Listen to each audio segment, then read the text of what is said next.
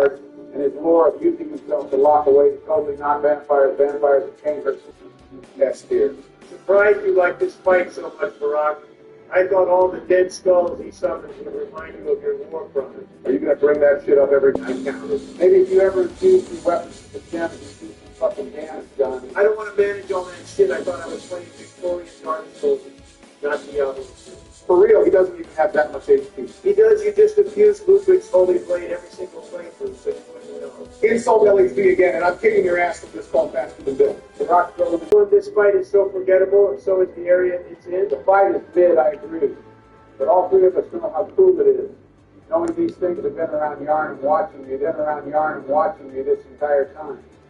The fight itself isn't impressive, but its existence is intrinsically tied to it. Fuck, what was I going to say? Their existence is tied to the coolest old shit moment in the game. That's true, but those ones aren't bosses, Joe. And we're ranking the boss. They're the equivalent of the little umbrellas you get in your cocktail. They're fun to look at, but not meant to be eaten. Wait, you're not supposed to eat them? AI Barack here. Make sure to like and subscribe if you want to see more. We have yes to credit with Capital One, gave me a sense of security. My kids are into a lot of programs and activities. Credit allows me to pay for those. The other fight in the game in terms of pure quality. For real, Jack. These little mega mind-looking fuckers go so hard it ain't even funny. You guys are so fucking... What's the matter, Trump? Yeah, I hope you were about to say you guys are so fucking right. What the fuck is going on? Go ahead and make these guys a new tier above this. On a joke. Okay, that's enough. You guys are fucking insane, bro. This shit is so apt. No fight in the game even remotely compares to how fucking stupid this fight is. Respectfully, what the fuck is wrong with you guys? Fine. I bet you $10 I could get you to be toxic again in less than 5 minutes. Easiest bet I've ever made in my life. I should have known. Obviously, this shit belongs in F tier. Let's move on. I fucking hate you guys. Didn't realize I was in a call with Saul Goodman and Kim Wexler. Next up is Mikolash. I like him. I bet you would, Joe. The Venn diagram of people that like Mikolash and people that eat milk and cookies every night before bed is a fucking circle. On God, what do you even like about this fight, Joe? It reminds me of playing hide and seek as a kid. We would run around this big abandoned house, chasing the loser as a group. Which was you. And then when we cornered them into the last little room, we would all try to beat the shit out of them. Good time. Fuck, Joe. We really didn't need to know that, but thank you for sharing. This fight is one gimmick of knowing how to take them around the correct way. And once you understand that gimmick, the fight is unlosable. Okay, Barack, first of all, you're right on it being a shitty gimmick. But if you've ever gotten told the beyond by this bastard, you would know you could definitely do. Of course, the guy that died in the pinwheel thinks Mikolash is coming too. Thank you, I remember that. Because he spawns a shitload of clones and can easily one-shot you. Okay, well, it sounds like we have 2 against and 1 for, so let's just put it in D. Next up, we got each other. This fight is foolish, kid, no cap. Are you gaslighting me? Her moveset is so varied and her massive amount of health makes her feel like a rain boss. You only think this fight is fair because you abused the cannon on release and spammed her to death with skilless free. I like her too. Her whole aesthetic is really enjoyable. It really reminds me of my wedding night. The year is 2023. Let's focus up and go. My name is Joe Biden, and I love the big vagina monster. This is almost a surprise when I found out you played London Chess.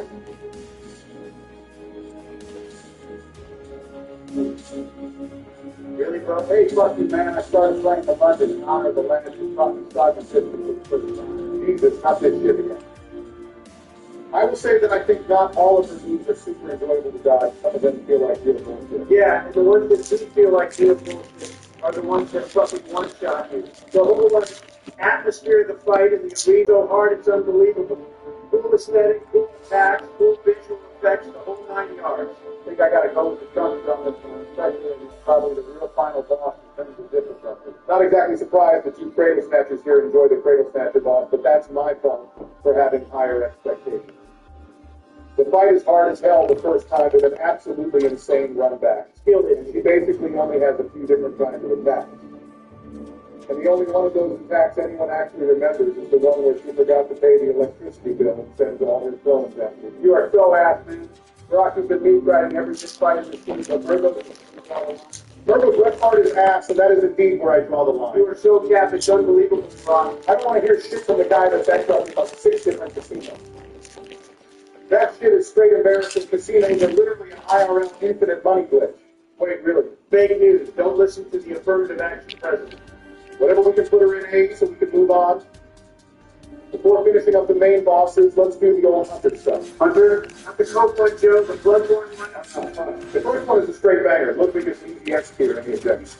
Wait, I was muted this whole fucking time. You guys are insane. Plus, you realize. God damn it. What kind of friend are you? And yes, actually, I give it a fact of yes.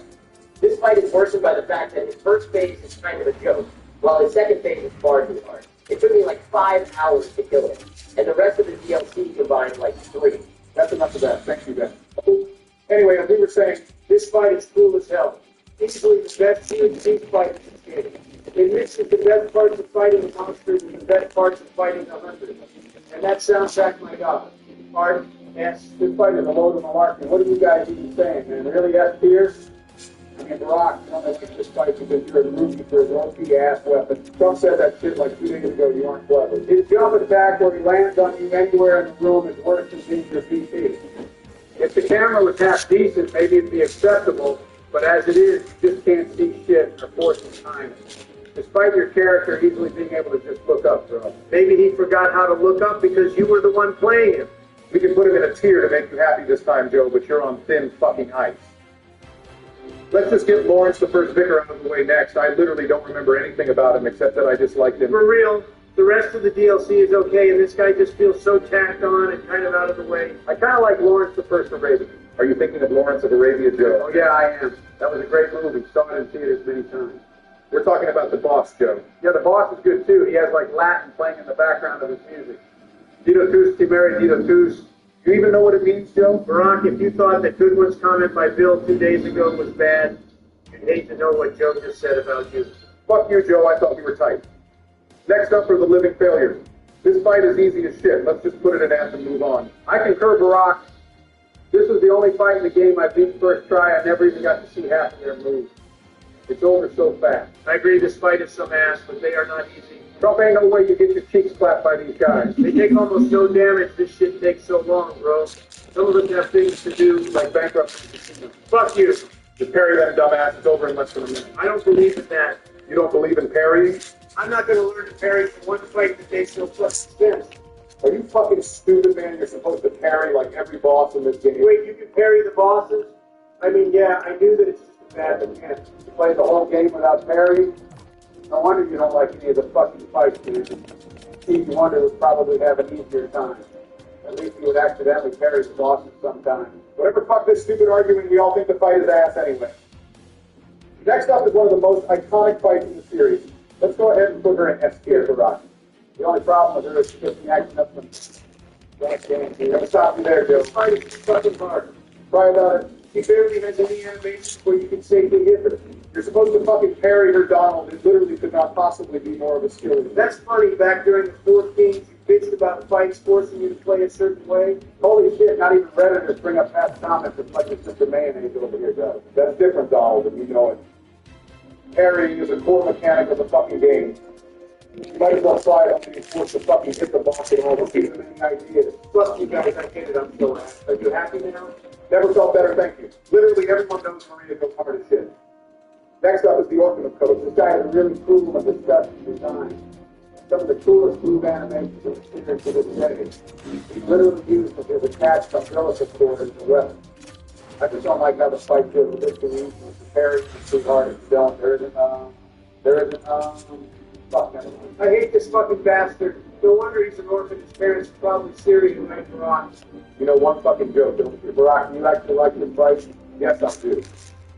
This fight is the perfect combination of what From Software is going for by making every fight feel like it's.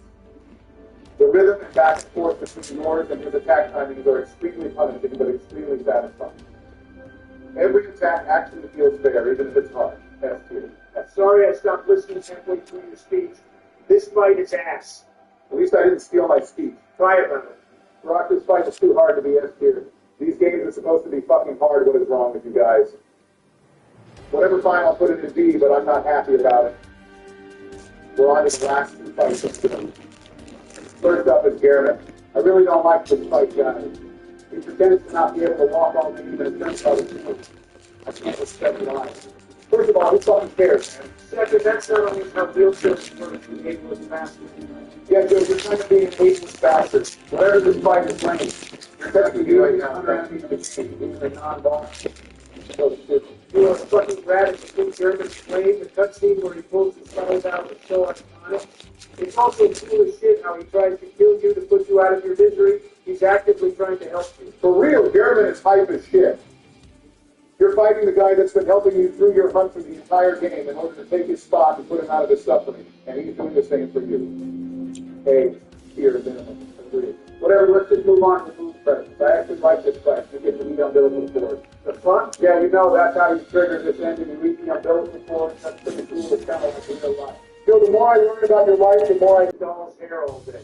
The fight is kind of lame, though. It's way too easy. I don't remember much of its attack. I don't think I ever died. Probably did, just forgot.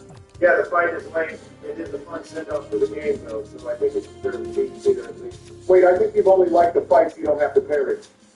You are so fucking ass at this game, Donald. Yeah, we get it, bitch. We've been over it. Let's just put it in B tier and come into something else with our lives, finally. Hunter showed me this cool site. It's called Fix It. There are a lot of Gwendolyn pics on here. It's real nice. You guys should check it out. Wait for real. Screen share that shit. I want to see. I need new friends. AI Barack here. Make sure to like and subscribe if you.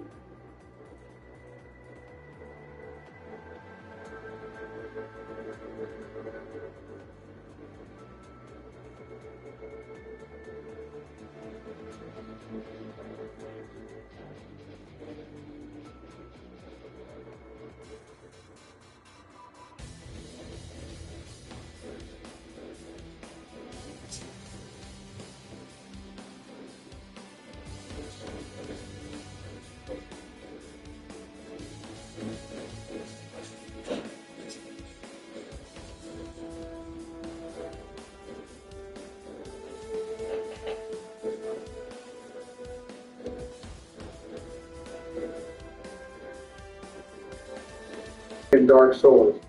For fuck's sake, Dark Souls is the literal epitome of the term Soulsborne. Wrong. What's wrong, Don? Demon Souls came first. No one cares about Demon Souls. Wrong. Dark Souls is what took it to the next level. Took it to Main Street. That is true, Joe. Plus, no other Soulsborne has been able to capture that tight, immaculate level design. That's all fair and cute, but if remastered is D tier, then Dark Souls can't be S tier. Remastered is a greedy, corporate, lazy upscale. Exactly. Smart business. For fuck's sake. Easy money for them with no effort involved. I respect that. You dumbass, that's exactly why it's D tier. This is why your dumbass companies keep going bankrupt, Don. Shut the fuck up. I'm the greatest businessman alive. Yeah, keep getting loans of $1 million from your dad. Maybe if From Software had a loan like that, then Lost Instruments wouldn't look like such a giant Oompa Loompa orange piece of shit. True. When we talk about Dark Souls and its immaculate level design, we tend to ignore Lost Instruments. Okay, fine, you guys are right. It's not perfect. They rushed the end of that game like Rosie O'Donnell rushes to the dinner table. I agree, they rushed that area like when I took a school exam in 1847 and almost ran out of time, so I had to completely rush the last page in under a minute. Boy, those were good times. What the fuck? We used to go out into the playground and praise the sun. I had to go to the hospital for staring at it for too long. America is clearly in good hands. Jesus Christ. Let's move on now. Dark Souls is confirmed A tier. Agreed, praise the sun. Agreed. Praise the sun then. So if Dark Souls is A tier, it seems like a no-brainer for Dark Souls 3 to be A tier as well. Hard disagree. No way Dark Souls 3 is better than Dark Souls 2. Even harder disagree. Why the fuck is Dark Souls 2 so low anyway? We discussed that for 20 minutes already, Donald. Yeah, even I can remember that, Sleepy Don. Shut the fuck up. Don't you dare call me that. You're the Sleepy Joe, not me.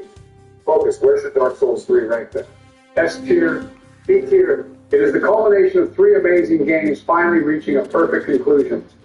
Nothing can top the Ring City DLC and Slave Gale boss fight. You said 3 amazing games, admitting that Dark Souls 2 is A for amazing.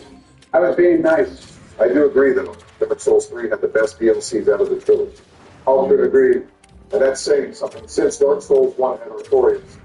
I can admit Ring City DLC was special, but are we forgetting the snowy copy-paste job of Ash at the very end, though? True. They did just copy the Painted World concept from Dark Souls 1. Exactly. Yeah, but it was all worth it for the Sister Creed boss fight, S tier. I don't believe in hitting women. Shut the fuck up, S tier. Plus, hard bosses are part of what makes Soulsborne games so fun. Dark Souls 3's DLC definitely had the hardest boss fights. That Dark Eater Medeer was one of the longest and toughest battles I've ever fought. Agreed. Very memorable stuff. Medeer was even harder than my time during the Civil War. Stuck in the trenches of Gettysburg, trying to do everything I could to survive. And such fond memories. How fucking good are you? Okay, so we can agree Dark Souls 3 is the best ending to the trilogy, has the toughest bosses. The bosses were easy. Bitch, shut the fuck up.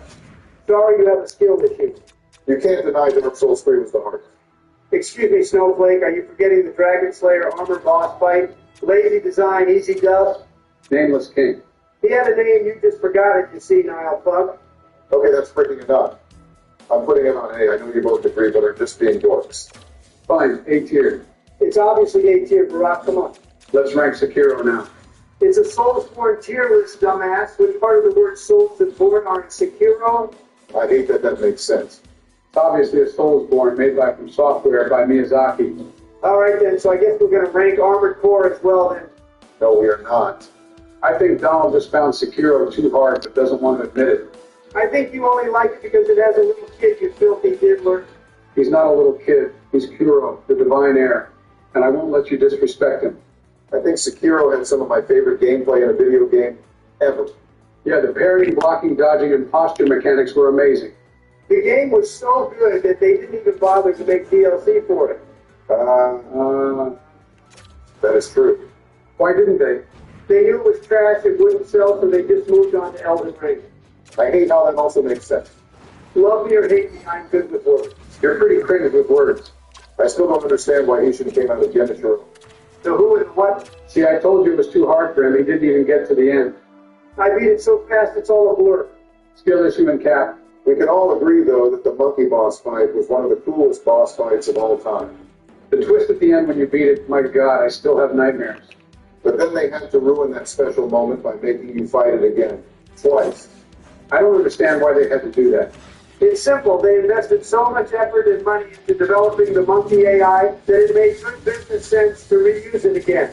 That does make sense. That reminds me of the time back in 1870. We don't have time for another history lesson, Joe. Right, I'm going to say C tier. I'll say A tier. As much as I love Sekiro, I'll put it in the middle and give it a high B tier. Nice. Now let's do Bloodborne. All right, time to rank Bloodborne. What are we saying, boys? Obvious S rank. No question, S rank. Definitely S rank. Well, that was easy. But the game wasn't. Ludwig embraces Orphan of Coast. Well, Mama, those were tough bosses. It's pronounced Orphan of Kost. Or some say Cosm. I really need that sequel. You and me both, brother. Incredible game, incredible atmosphere, incredible bosses, incredible music, incredible twists. Wish Miyazaki would get his thumb out his ass and give us Bloodborne 2. Well said. Now let's rank Elden Ring. Oh, Elden Ring. Oh, Elden Ring. Easy B tier. B tier? Are you actually as dumb as you look? It's obviously S tier. Sorry, idiots, but it's definitely A tier. It's not Bloodborne's level yet. Absolute convoluted mess of a story. Had no idea where I was going. I did like the horsey though. B tier. Don't listen to him, Barack. We're really going to value the opinion of someone who uses summons and mimic tears for boss fights? Tell me this isn't true, Joe. Tell me you don't summon. I just get lonely, okay? Skill issue, summon user, child abuser. Okay, relax. Using summons is cheating. You know all about cheating, Don. Hope your wife's okay. Whatever, my wife Melania is hot. I rate this game an S. We can't give it an S until we play the DLCs. Come on. The DLCs of FromSoft tend to be the best parts of the game. You know what? You're goddamn right, Barack. You're goddamn right. I'll be honest, guys. All the characters' names sound the same. Radam, Radagon, Rana. Like, what the fuck is this? Yeah, but that's part of the charm. You're full of shit, Barack. Mad copium. I thought you wanted an S tier. Oh, yeah. Amazing game. Great name. You just like the incest angle with Radagon and Marika. Why would I like incest? You know, Yeah, come on, Don. Listen, my daughter's a beautiful, lovely woman, smart and sexy. She's incredible, talented, and Yeah, what the fuck? Let's focus. well, I don't know. The game's too big and I lose direction pretty easily. B tier. That's because of your dementia. Okay. I bet your favorite weapon is St. Trina's sword, so you can make others sleepy as well, Sleepy Joe. Very funny, coming from a God-skinned noble-looking fat ass. Shut the fuck up, you piece of shit. 1v1 right now online, PvP. That's Let's enough out of both of you. It's going into A tier. Wow, would you look at that? It's beautiful. Yep, we finally did it, guys. We finished the Soulsborne tier list, ranking every Soulsborne. Great work, guys. Good team hustle. I'm proud of what we all accomplished today. I couldn't have done it without you. All right.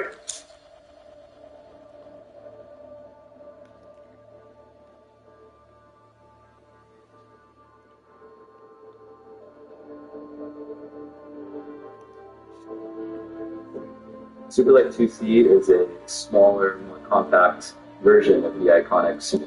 All right, guys, time to pump out our last tier list for a while. Sure you don't want to go play some more DDLC instead? First up is Udex Unity. Good ass fight, maybe the only good tutorial fight in this whole series. Agreed? Two phases, you have the option to parry, and both phases feel completely different. Well, fuck you, bro. Lord is such a good beginner boss to the game. He has slow, sweeping attacks that are easy to dodge, and his health pool is relatively small so as to not make the fight feel like a drag. You're so fucking wrong, bro. You think Lord is the product of bring your child to work phase. It's so fucking easy. You don't even have to dodge any of its attacks. Literally just walk forward and R1. They should have renamed him the Lord before you out of your goddamn mind. He's not supposed to be hard. He's the second fucking fight. Oh wow, didn't know you could still count that much. Whatever, we can just put him into C and move on. Go ahead and put this guy in D. I think Joey took his Ritalin before the call. His opinions aren't missing so bad this time.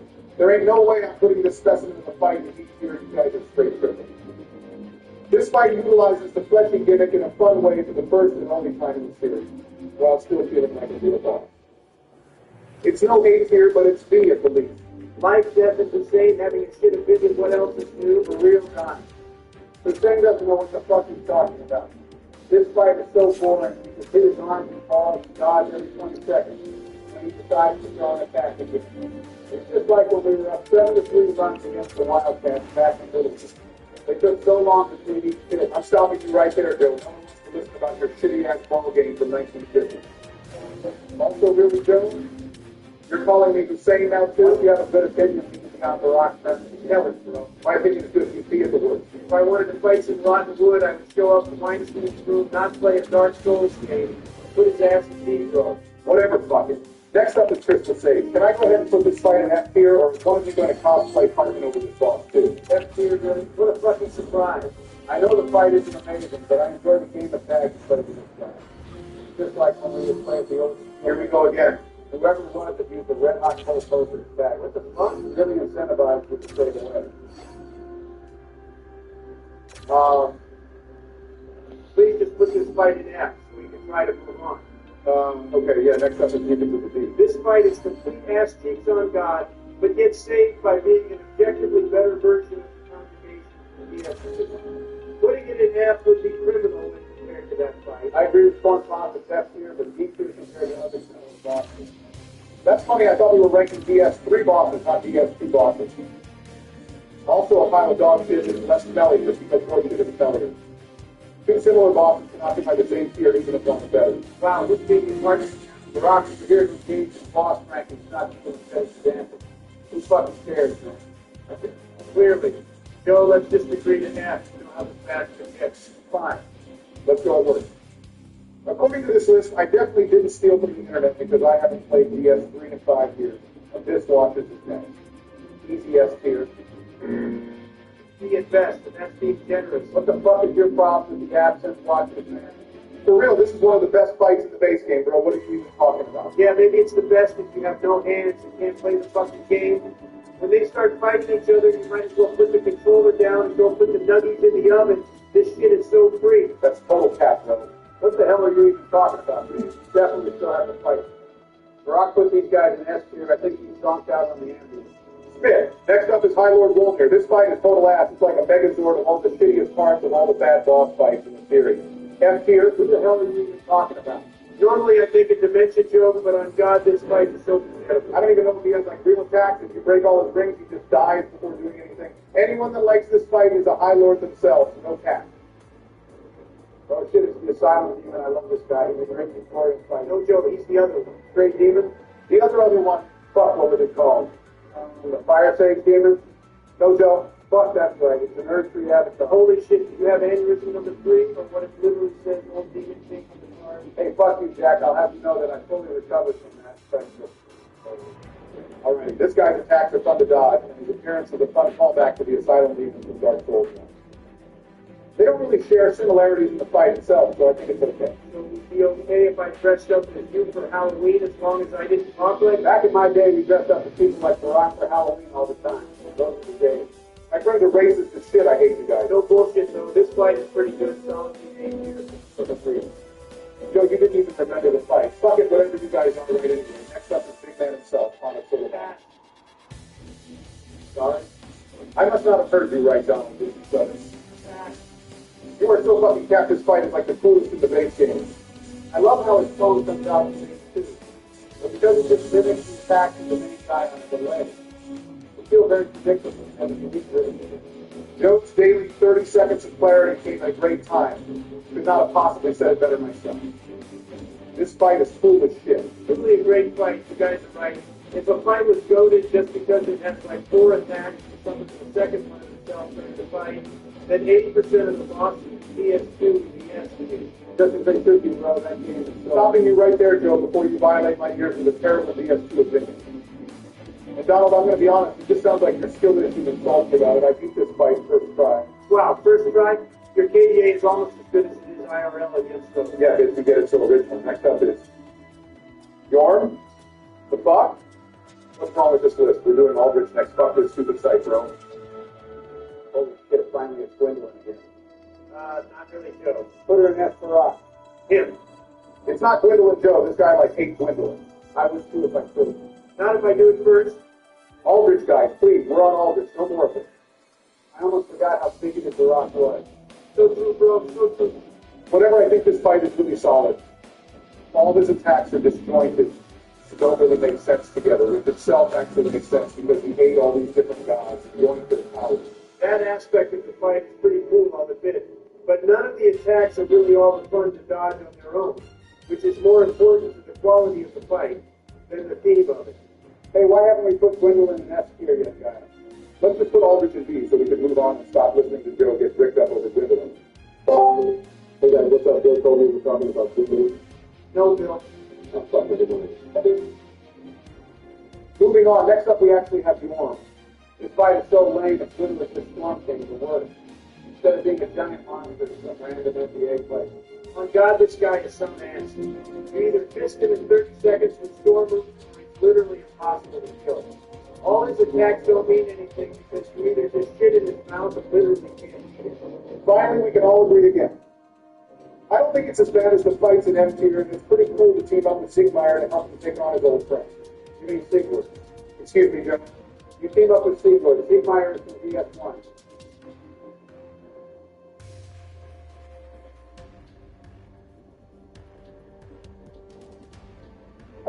Wow, you're actually right. Wow. Enjoy it while it lasts. After aneurysm number 4, you won't be able to do that kind of shit anymore, bro. Fuck you, man. I have just kind of looked at this fine. Thank you. Let's end it for now with Dancer of the Boreal Valley. This is just ranked this guy. That was work, Joe. This fight hits so fucking hard, bro. It has my vote for the best in the base game. Extremely varied moveset, so erratic it's hard to predict what comes next. Call the dancer and actually moves like a dancer. Bro, you're so lost. That's exactly why this fight is some ass. Yeah.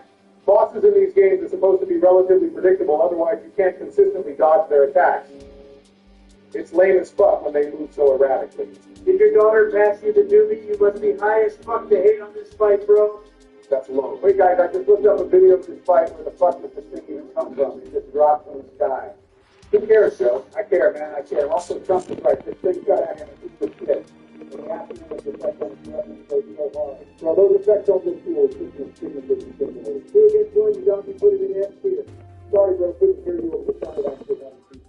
Yeah, 173. I hate you guys. Hey, guys, are out here. Make sure to like and subscribe if you want to see more.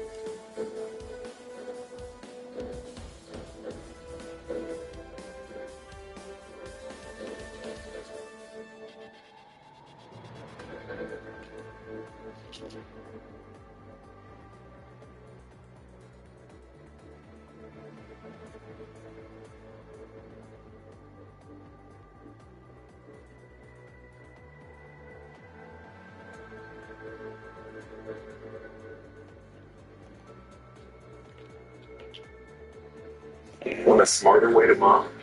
Try the Swiffer Power Mop. An all-in-one cleaning tool with hundreds of scrubbing strips that absorb and lock dirt away. For a mop and bucket cleaning in half the time. Swiffer Power Mop. Love it for your money back. So let's go on both sweats wagons. Good evening, my fellow Americans. The voices you hear in this video are not the real voices of these individuals. All voices have been AI generated and are strictly for entertainment purposes. Things get a little crazy and heated between us, so viewer discretion is advised. This video is no way meant to reflect any political views of mine or anyone else. Thank you for watching, and get ready for some malarkey. You guys ready for rematch? Hell yeah, I'm not going to either. I'm going to do this time around. And I sure as hell won't let Donald mess with me this time around. Whoa, time out. Why the hell is Joe playing again? All of us tied except for Joe. I thought this match was to settle the tie. Well, because you messed with Joe on the last hole, it's only fair you guys understand. Please, that shot was leaving the stadium whether I ripped ass or not. Oh yeah, I forgot Donald Litt the jump shot off the court. So sorry I'm late, everyone. Had some issues with security out front. Yay, it's little Benjamin. Ben too, Barry? Why not invite Jill Michelle, maybe even Kamala? Hell, the Secret Service may want to play too. I heard Mitch McConnell and Nancy Pelosi are big fans of the Let's Play series. Relax, Donald. Ben isn't playing. I'm not? Go your commentating. Commentate? The hell, Barry? Have you ever watched golf on TV? Ben's voice is way too loud and whiny to commentate golf. I'll communicate then. Real talk, I'd watch Joe commentate. He wouldn't know what the hell is happening and fumble his words, but he still has that, Soothing boy. Wouldn't go that far, but somewhat. I think we will do the same thing we did last time. No one seemed to have a problem with it. I mean, each of us 21 hole in one. Then when we finish, restart the match and hand the controller to the next guy. What? So we have to use your shitty golfers that look nothing like us? Yes, but the level of your golfer can increase the more you play. So don't stop it. Maybe you can bump up those attributes, Donnie. Just focus on keeping the ball on the course and not killing any spectators, Joe. In fact, we all learned attributes after the last episode, so why don't you all improve your play? Except for little Benjamin. Stop him. All right, I decided to up my power approach to putting. Did you say pudding? George improved his power and driving accuracy in front game, although I don't think that was necessary. Can't never be too good at putting. Why the hell are you guys saying pudding? No surprise, Donald won't get this power and control. Is that control for your temper? No, it's to control the country when I take it back from Sleepy Joe. That'll be tough to do behind bars. Ouch. And Joe only worked on his putt game. Won't even ask why. Like George said, can't have enough putting. For fuck's sake, it's not pudding, it's pudding. Wait, what the hell?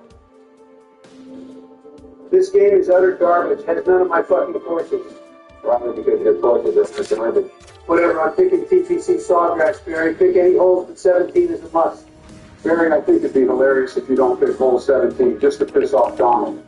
You'll definitely shit yourself when you see that hole. How so? Guess we will just have to wait and see. Okay, I'm picking hole 5, 9, and 17. That works. I'm also only picking 3 holes again. Last episode, you did it. Good. Sounds good, Abominate. Sounds like fun. It will be, man. Best part is you can't play solitaire. Good afternoon, everybody. It is a beautiful Sunday here at TPC Sawgrass, where 4 presidents compete to... No, absolutely not. I ain't listening to your fucking commentary all game. Golf. Barry is a fucking diamond. Don't you dare say otherwise. Barry hits this one high and deep. Back at the track, at the wall. Touchdown, Obama. Yo, Barry said I'm the commentator. Well, you took too long to open your mouth, so I had to step in. This is not relaxing at all. So where are you from, then? Fucking hell, George. I'm not dealing with anyone's lack of golf etiquette. Looks like that distraction from former President George W. Bush may hurt Obama's stroke here. Stop rolling, please. Right. The crowd sighs and disappointment, which follows with a dog noise from the worst and most criminal president of all time, Ronald Trump. Oh, that's cute. Great color commentary from President Joe Lyon. I took an oath and speak nothing but truth, Donald. But we'll get to shut up. Truth. You don't even know if what you say is true or not. Can't even read off a fucking teleprompter or stay on your damn feet. You can't even say an officer on Twitter, you orange ass. Enough. Shit, Daddy's mad. Bitching about how relaxing golf should be, and you're on with your starting ship with Joe. Me, he called me the worst president of all time. Shut up. Missed my putt because of you two bitches. Skill issue. Down to tensions have simmered down, Barry was finally able to find the hole. That's what she shot. Now that'll bring George up to the plate. George stands an even 6 feet tall and weighs Shut it, man. Now watch this drive. Are you going to say that your first drive of every episode? God, I hope not. Your home is your happy place until you come back to bad odors. Use Febreze plug-in. It alternates between 2 complementary scents to fight odors and provides freshness for up to 50 days. Try Febreze Plug.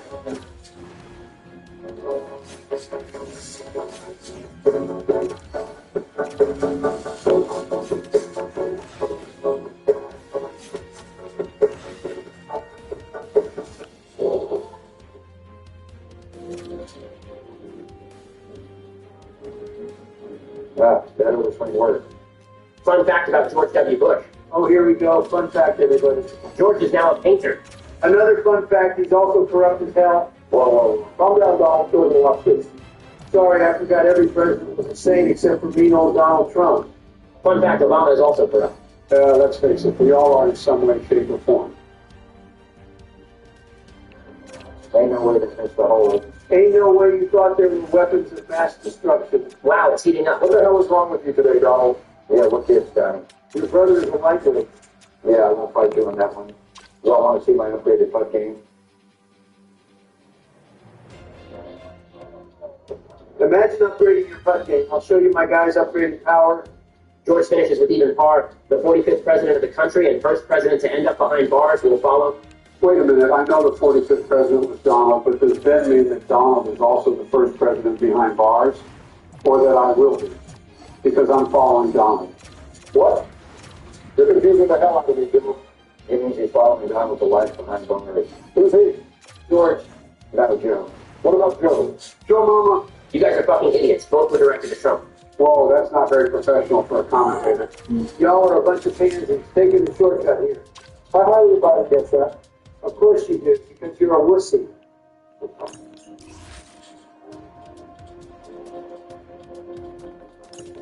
Ball sunk just as much as your chances at a second term. That's it. No, not the belt. Not the belt, Donald. Out. Enough, Donald. All right, I'm done. One for good luck. Ah.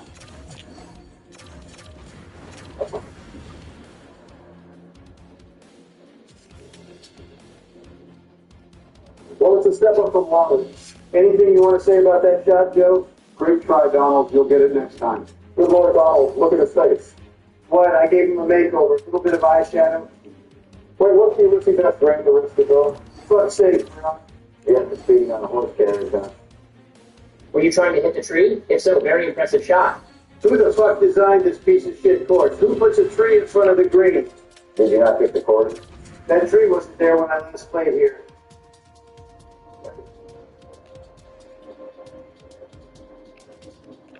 Five strokes later, and you're finally on the green. All right, belt's coming out again. Hit it again, and I will be sure you get put behind the ball. Fuck's sake. Glad you've been enough behind bars than on the court. Yikes. Wait, what? Are you fucking kidding me? Just like that, the self-proclaimed prodigy strokes out. What an embarrassment.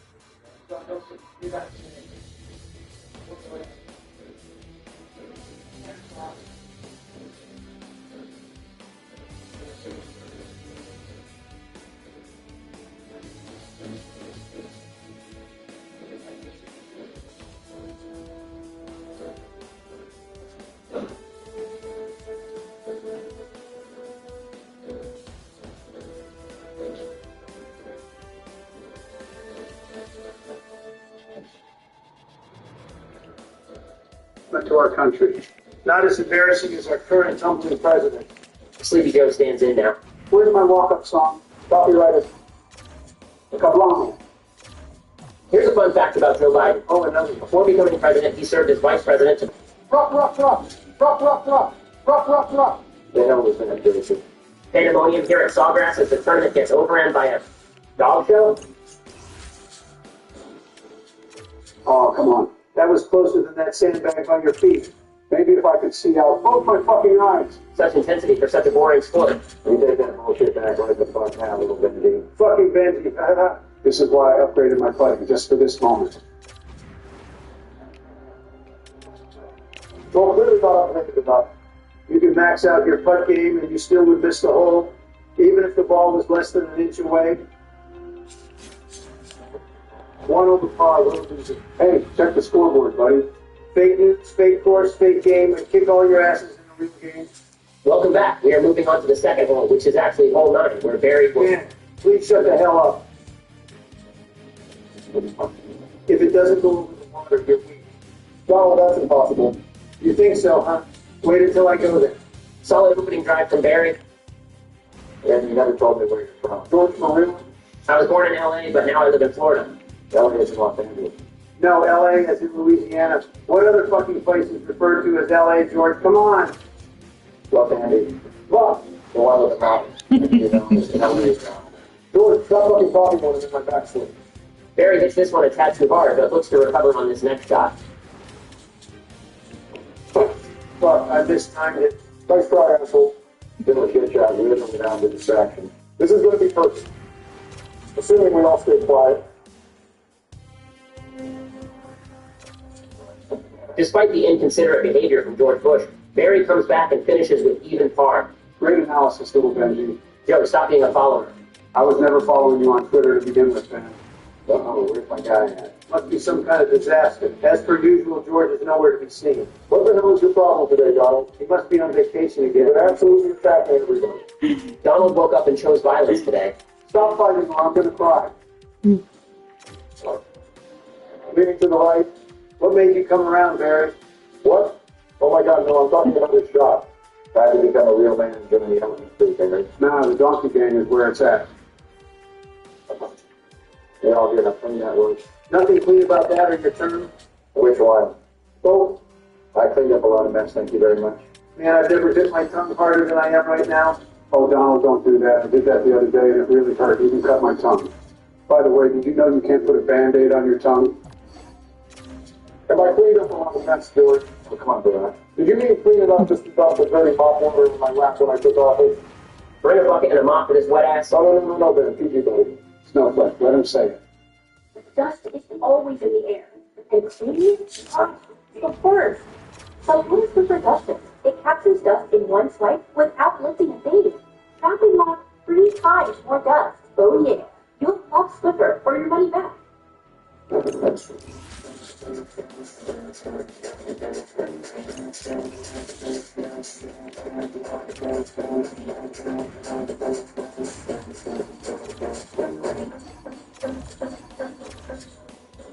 Being older, you know you're putting big beast. Well, I don't know where it landed, but it didn't hold out. So I assume we're good. Not as good as me. 2 holes down, still even par. Can't complain about that. All of you will be picking your jaws up off the floor after this shot. This man just doesn't want to. Donald looks to cut corners here, just like he does on his taxes. Maybe if Joe didn't inflate the fuck out of everything, I wouldn't have to. Oh, you grew. You're 78 now. Not enough water. No fucking way. Are we salted? Heck of a shot from Donald, although it does put him in the rough. Yep, right there.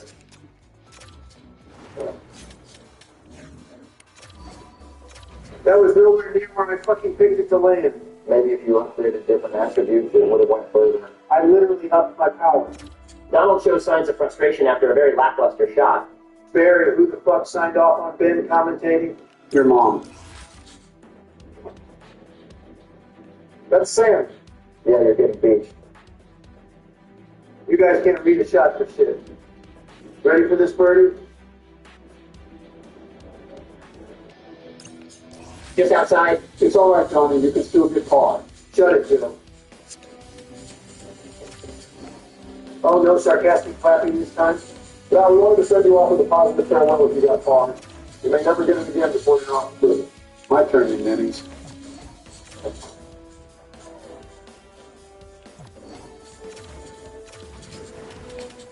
Worst opening drive on homes. Not really, Donald. He has a more open lane and can get it closer to the hole from that spot.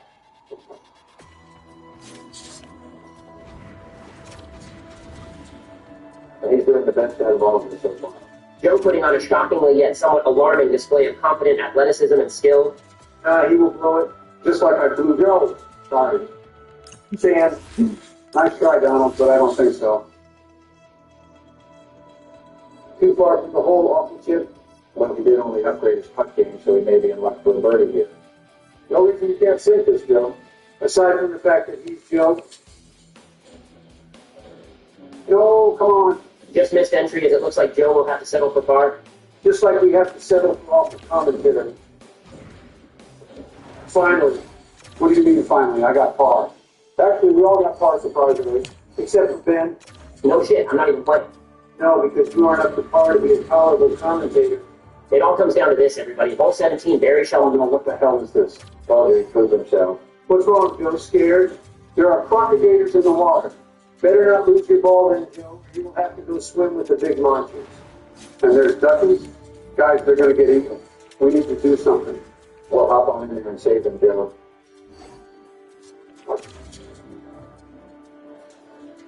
Too far. But no, stop. Stop. Why? Oh, no, now Barry has to go get the ball. He's going to be dinner. Joe, I have another ball. Calm down. Let's see if Barry can keep this one on the green. Looks good so far. Well, you're officially not getting par. Sucks to suck. Look, it says for boogie. Get it? Like what comes out of your nose. It's bogey, Joe. And that'll be it for Barry. He finishes with +2 on the day. Not great. Need you three to absolutely suck. Except for Donald, we already did that first hole. I'm sinking my shot first try. Just you watch. Big brain play coming up. Going with the pitching wedge and max power. Should just make it on the green for an easy birdie.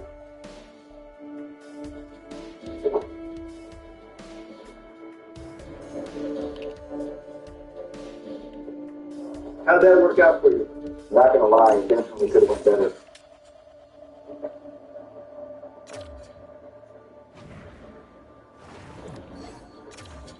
Still can't hit the green.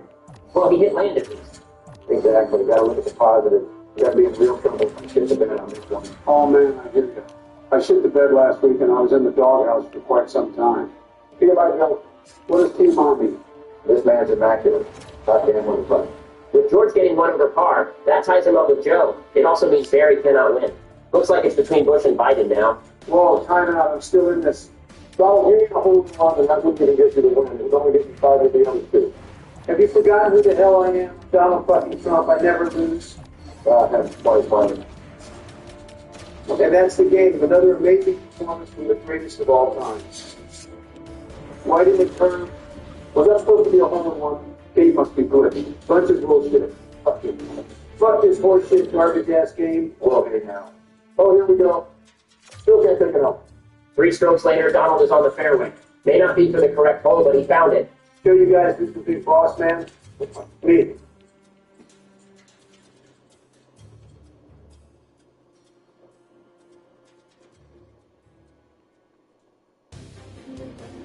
Now he gets out of bounds. I love how the crowd sighs as if they think he had a shot. Good try, Donnie. Piss off. For the first time ever in my professional commentating career, a massive display of poor sportsmanship was seen here at TPC Sawgrass. Don't forget your poor commentary, too. Guys, stop. I'm trying to focus. Congrats for lasting this long, Joe. Surprised you're still awake. You've been up for 2 hours straight now. When's the last time you stayed up that long? I'll give it a rest, Donald. Hole is one.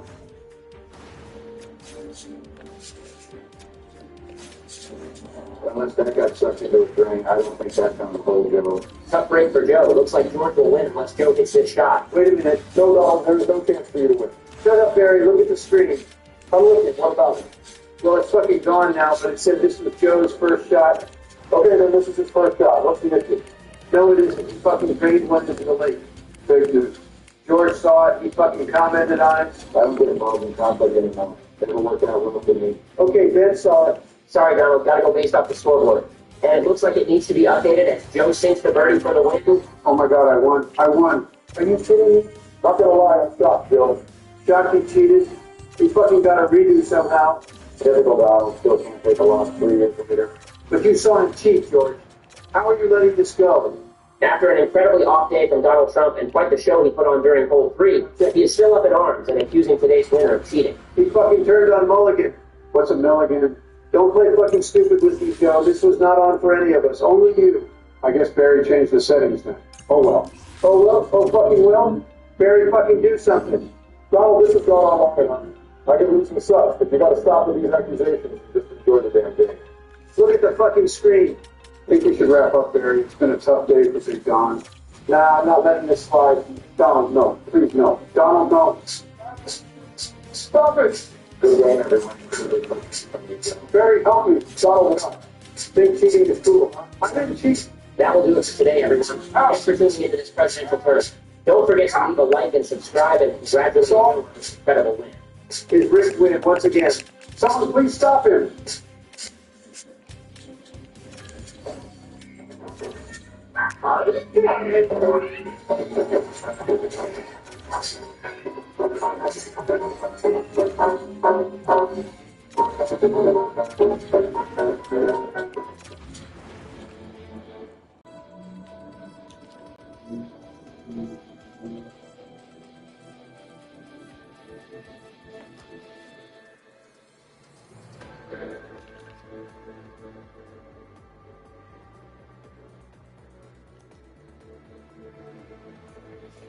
The first hour of Fallout 4, what I would do after 5,000 hours of playing this game, if you're a veteran, beginner, no matter your skill level, you might learn something new about this one. Let's get right into it. First things first, open the top.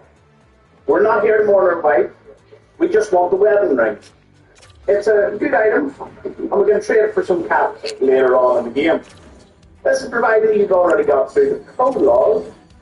You've named your character, designed it, and added your special skills. But don't worry, I'll be discussing that, and you can edit them just before you leave this vault if you maybe put some into a skill that you didn't want. The security baton will be your first item of the game, and there's a little security office over here. A couple of items, stim packs, that'll be one of your main health items. We'll pick up all of the junk and everything in the containers. We'll be getting rid of all of it once we get the sanctuary, our first settlement. Alright, let's proceed on. And you'll encounter your first enemy, the dreaded Bravos. Don't worry, there's another baton if you missed the one earlier. And we're not even just pretty much just the rest. You know, the torch, yes, the place is pretty dark, but not to worry. If you are playing on survival difficulty, you can fill up your water bottles and get purified water from this thing. If you don't know about the difficulty levels yet, go to gameplay. You can either be a very easy, normal, hard, very hard, or survival. Survival disables your fast travel, and you'll have to deal with things such as hydration and eating, as well as diseases. For this guy, I'm sticking to normal difficulty, so all the combat encounters you're going to see will be based on that. Also, if you've got hard, very hard survival, there's a higher chance of seeing some legendary enemies. Right, let's go to the recreational terminal, and if you want a little mini game, just hit eject holotape at the bottom of the screen, and you'll get the red menace. It can be, I don't know if you can play. There's a couple of mini games you find throughout the game.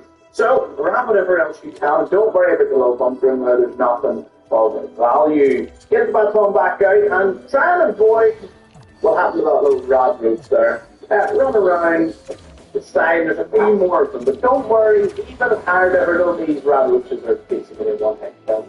Get the meat off them, we'll be cooking that later on. Interact with certain parts of the environment, such as the skeleton, will cause your character to question what is going on. You can also block attacks. That is not a feature that you use too often in the game. Lots of water fountains, they regenerate some of your XP as well if you're playing on other difficulties. These stim packs will auto equip as well as this 10mm rifle. You can have the hotkey, so the security dot on the stim pack and the rifle will already be the hotkey. Or you go on to the overseer's terminal here, and we'll want to open the evacuation terminal. So, I do recommend you read as many terminals as you can. They've got lots of lore as to what is going on here, but I'm just running through it to show you more so the gameplay side. There's another 10 mil, that's the other one. But taking it means we can sell it later on. This locker will always have 10 mil rounds, grab it, and mirrors are a really good source of battlefield equipment. Radaway, for example, here, bottom left, has a very good value, very low weight, and takes away 300 rads. So pick that up, and we're going to proceed on. Grab that little cigarette pack. This is the cryolator. Now, it is locked behind a master lock. You will need a certain skill level and perception, and then eventually a certain level to unlock the ability to get into this case. There is a little trick you can do with dog meat, and depending on the update you're running, it may actually still work. I know they patched it in one or two of the updates. Yeah. Let's get rid of the rest of these roaches. There's 4 more. You can crouch. That makes it slightly easier to aim your weapon. Another one. You don't need to waste ammo, honestly, just pressing RB on an Xbox remote, just bash them. It makes it all the more easier. Conserve your ammo, you'll need it later. And then one more roach should appear. There he is. Get him down. Now, this is the Pip-Boy. It is your ultimate interface in the entire game. Gives you your stats, your inventory, the map, quests, radios, everything you need is located on this thing right here. I'll be showing you how to change its color of its torch. Something I only learned like 2,000 hours in. I just hit 5, so, you know, it was something I wish I knew a lot sooner. So as you can see, the color is currently white. Yours won't be, if it's your first time playing, it'll be green.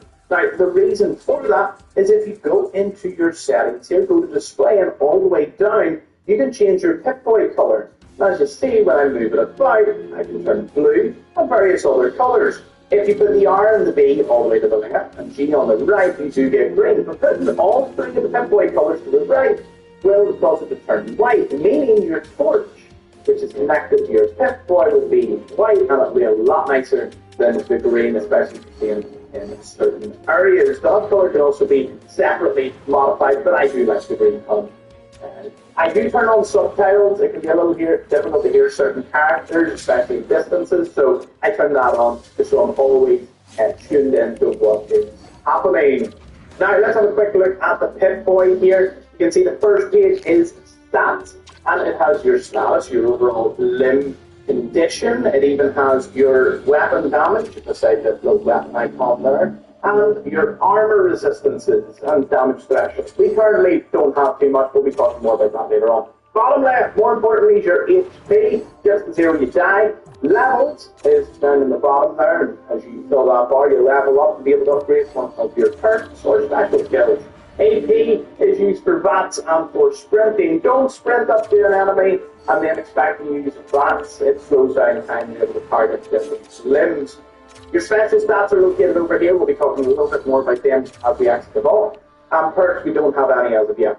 This is your inventory. It consists of your weapons, your clothing, 8 items to help you survive, give you some more HP if you're running low. Miscellaneous will be stuff that won't be instantly put into the workshop as junk, which is over on here. You can see junk is made up of different materials. For example, this adjustable wrench has a gear and 2 steel, and you go down, you can see everything is different. There's not a large variety of materials. You'll actually come to figure out what you should and should not pick up, and I'll discuss that a little more as we exit. Ammo is at the very back here, and it weighs nothing if you're not on survival mode. If you're not on survival, collect every bit of ammo that you can. Eventually, their value with high enough charisma stat and few magazines in collect means you can sell any of your excess ammo for weapons you don't use. Alright, I know it was a lot to take in, so let's get back to the game. Ammo open the vault door. This will get us out into the open world, and we'll be able to do a lot of exploring. It's also one of my favourite scenes in the game, and it cannot be skipped. I don't want to skip it. And that's what I mean by the torch. So it's a nice white torch as opposed to the other one. Be sure to check every locker if you can. If the door's not open, it's closed like this, and you'll be able to get some 10mm ammo. There's even more, and more skeletons. Also pick up this new jumpsuit. We're currently wearing one that, let's just say, it's a little worse for wear. But we'll let the vault door open and we'll get out. Again, if you want to edit your name or your special stats after this door opens, we will be able to do so. I'll take you through some of the stats and things that you might want to heads up on. So welcome. Full exploring. You've got weapons, you've got some health items, and we're going to find a whole lot more and make your first hours enjoyable. So much that you tend to miss it over, even after thousands of hours of gameplay. Step on the elevator, we're ready to go. Now you can change your name or special attributes. Honestly, I keep everything before. If it was my first time playing, I wouldn't want to overwhelm someone with bills and different ways to go about it. Going for it across the board, playing the game at a normal to slow pace, just enjoying yourself, and you'll be able to pick up, knowledge as to what build you want to go for. Maybe you want to put more punch into one of these. There's bobbleheads throughout the game that will add 1 to any of these stats, and there's a special book that will add another additional point to these stats as well. Those are the only ways to permanently upgrade if you get certain perks, because they go up to a maximum of 10. You could do 11. I'll show you how to get that a little later. Let's jump right into it. And we're out of here. You can also change your appearance if for some reason you need it. Let's go. And here we are.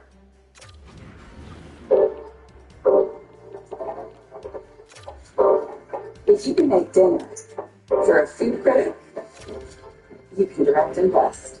Start direct investing today at Scotia Trading. Purina One, we switched and wow. From day one, its proven natural nutrition supports Charlie's strong immune system and Ginger's healthy heart. Healthy differences today and for a lifetime. Purina One, a difference from day one. One of the best things in the game. I love the vault door opening. I love this, and later on, there's an even better one towards the end, an airship type appears. But don't spoil it too much. Spoiling the game that's been out for a decade. Gotta love it. Right, wooden crate, let's go. First aid. And if you want to go back into the vault, say you forgot something, you're watching this and you already did, you missed something there, press that button, you'll be able to stand on that platform and it'll take you back down. Grab all the glass bottles. Might as well at this stage. Now you might be a little overwhelmed by everything appearing at the top left corner. Those are quests that were added with the latest next-gen update, and you do not need to worry about them. They're mid to late game quests in very dangerous areas, very dangerous enemies.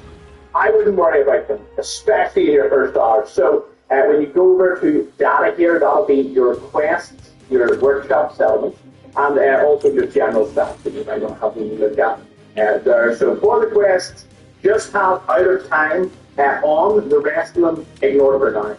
As for the map here, if you get lost at any point, you can reference this. I recommend for the first hour staying in this area right here. You can see that we sort of main freeway, keeping like a little corner of the map. The map is huge here, but we want to stay to the top left corner. Enemies in this general vicinity are much weaker than beyond, so stay here, play it safe till at least you get a couple of levels, understand how you want to play the game. And at this point, you can pick a classical Radio Diamond City and a few others. That sort of sets the scene, and it's a great investment in way to the commentators. Now, the other good thing out of these missions, you don't need to worry too much, but this one is a Molotov cocktail, which is a grenade. You can put and throw one over your inventory, and going back over to weapons here, you can equip the Molotov cocktail. Using RD, you can throw it in most games that have grenades. Now, this little blue container here has a coffee pot, some coffee notes, and well, has more 10 bell and a switchblade, another melee weapon that takes security belt bombs. You want something that's going to be a little bit faster. And the coveted desk fan, one of the best junk items in the game. Pick it up, and the reason it is so good is if you go for the junk and you go down to the humble desk fan, it has 2 gears and 2 screws to steel. Gears and screws are really good for upgrading weapons and armor later on. There is a perk that you can pick for it. Now, we'll be discussing perks just before we pick up the little book here. But let's run on down the path. That's where all your neighbours were banging to try and get in. We are heading home. Also, pick up any of the hub flower, blood leaves that you find scattered about along the little creek there. And we are home. It doesn't look like home. Obviously, in nuclear war, it does take its toll on the basis. There's a little suitcase here that has a varying degree of items. You don't need to change your outfit, but what I tend to do is, if you look at what you're wearing right now, it's a little dirty, but that one we picked up earlier, the new jumpsuit, doesn't change your stats, but it will make it a bit nicer. The eyeglasses also add up to perception, so might as well throw them on. And we have Codsworth, our little robot Codsworth. Be sure to have a quick chat with them here. Now, regardless of what way it goes, I should explain when it comes to dialogue here. You can see there's 4 choices. The top one is always an inquisitive question, if you want to learn a bit more on what's going on in this conversation. To the left tends to be sarcasm, and the bottom one tends to be just generally a good response most people would do. And the one to the right is anywhere from rude to evil to just a downright sinister. So I always go with A, unless I want to know more about questions. So I'm going to skip through this. You can sit and enjoy chatting to him. He will eventually tell you that he wants to look around the neighbourhood, and he'll even get you some food. Now, while he's going for food, we're also going to go in, and we're going to grab this. It's a magazine. There is about 100 plus of these magazines scattered through. They're unique, and once you pick it up, you'll permanently unlock a bonus. In this case, throughout like the Barbarian comics will give you your critical hits and melee attacks will do 5% extra damage. Really good to pick up, grab them, and you can display them later on or sell them, and you'll still keep the bonus. Now that we're in here, go to your special book. Now before picking it up, you should have studied this. This is the perk chart. You access by opening your Bitboy, and for the Xbox 8-page slide, you see it at the bottom right there. And the top level is all your special skills. So the first column is strength. It goes down to level 10, each of them being an individual perk for that skill. But in order to unlock the levels, you need points in strength, again, which can be accessed via this book, which will give +1, your starting stats, and of course the strength bobblehead. But when you level up, you can put 1 star up to a max of 10 into each of these skills. If you want 11, max one will like the 10 before you pick up the special book, and it will bump it up to 11 instead. It's bragging rights. It does make a huge difference. Now, let me give you the basic strength here. Will give us 10 carries. Added lowest form. So you get a bit of carry weight and a bit of damage on your balance. Perception here affects your accuracy. In fact, you'll see a percentage point. The more in perception, the higher chances you have. When it comes to endurance, this is your HP. Higher your endurance, the more HP. Now, again, while you may be able to take a bit more damage, armor and certain armor types is always something to be factored in, but 10 HP is 10 HP. And it also affects your AP drain from sprinting, so more endurance, the less you cost sprinting. I love endurance, really good skill. Charisma here is your bartering skill. Prices will be cheaper the higher charisma you have, and there's speech checks you'll see later on. Yellow, amber, and red. Red, of course, being the most difficult one. Once you get 10 charisma, you'll basically pass everything. I recommend saving the game before certain speech checks and conversations. So if you're about to speak to an NPC, save the game. You never know how during the conversation you maybe, don't get a charisma check. You can reload, maybe up your charisma with an item or an item that you have in your inventory and have a higher chance of passing it. Give them some XP and maybe an item out of it. Intelligence is overall XP that you earn. So the more intelligence you have, the more XP points you earn. When it comes to agility, this is your AP points. So it's one of your VATs, more AP, more ability to use VATs. And it does affect Snake as well. When it comes to luck, it's your retard rate of critical hits. And it says general good fortune, but I found like 4 fusion cores in an ammo box once with 1 luck, so I wouldn't say it makes much of a difference, but having high luck is certainly not a bad thing. When it comes to all your skills here, will unlock you Aqua Void, which means you'll be able to swim in the water without taking wrath. The water here is highly radioactive, you don't want to swim in it too long. And this will be one of the best parts you can pick up, especially in the starting area, where there's a couple of items you can get and encounters you can miss by just swimming over the water. Now that we've got all of that, we're going to exit on out here, and probably we're going to continue that conversation with our ears. Bring my bombs. Certain names he will also reference, so Thomas is one that certainly works. There's several hundred names that he knows. Alright. So, now he is going to search the neighborhood, but we...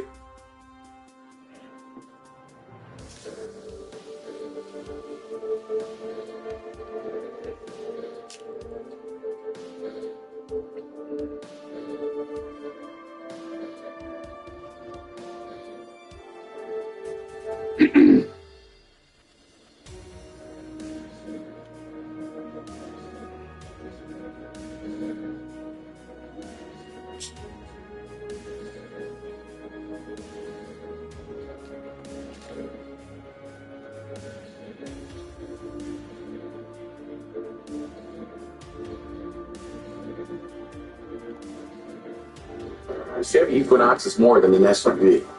It's a cool down. You have arrived. Just surprised for... I don't think I'm moving to get I don't want to spend 6 hours in here looking at the guys. I'm not sure yet, but I'm kind of eyeing up that Twix over there. Of course you want the Twix. Twin chocolate bars, just like the Twin Tower. Okay, let's maybe not make that joke in public. Check it out, guys. I just found a card. Now we can put all our snacks in here instead of having to carry them. You just found a card? Johnny, please tell me you didn't just steal someone's card. Not stealing, Barack. I'm simply borrowing the card. Nothing's stopping them from getting another one. I guess you're not wrong. All right, well, I'm going to get this banana. Of course you are. Well, I got my snacks too. George? I'm getting the Twix and Joe can share it. Bryce, where's Joe? Does anyone see him? How did we lose him? We haven't even been here for 5 minutes. I told you you should have brought the leash. Man, Joe doesn't pay us near. Wait, guys, look in the freezer section. Oh, my lordy lord, it's like a dream come true. Hey, moron, you gonna pick a flavor and just stand there? Donald, don't rush me. This is a serious decision. I don't know why you're acting like this is a situation you've never been in before. Just get your dumbass chocolate chip and let's get out of here. No way. How did you know that was exactly what I wanted? Johnny, did you really have to put all your snacks here in the back seat? Oh, quit lying, George. You have tons of this back there. Yeah, except I don't. Every time I try to move around, this huge pile of Cheetos keeps getting in my way. Stop. You're gonna pop one of the bags and spill Cheetos all over my car. Donnie, let me hop on Ox real quick. I got to show you guys this new banger. No way I'm letting you play that rap dribble in my car. Plus, we're almost there anyway. What do you mean almost there? I thought you were taking us home. Not just yet, my friend. Gotta make a quick detour first. All right, here we are. Wait a sec. Race settled. Does that mean you... That's right. Looks like you're not the only one who can get sponsored. Now let's get inside. We have a class to attend. Professor Death here with a lesson about Live Arena, the new PvP mode where you can fight against other players in real time. I swear I took my meds this morning. Please tell me I'm Raiders. Jordan, please let me rename the clan Donnie's Destroyers. Yeah, that's not happening. Finally, I'm so glad we're playing Transit at last. Uh-oh, guys, I think I'm cutting out. Can't hear. I'm lagging. No, you're not, Donald. Yeah, well, it was worth a try. Do we really have to play this map? George, we've played Origins twice now, and yet we haven't even played Transit. That is so not fair. George, we've eaten actual food twice now, and yet we haven't even eaten shit once. That is so not fair. Oh, gross. Come on, Donnie. I know Transit sucks, but it's not that bad. No, it's that bad.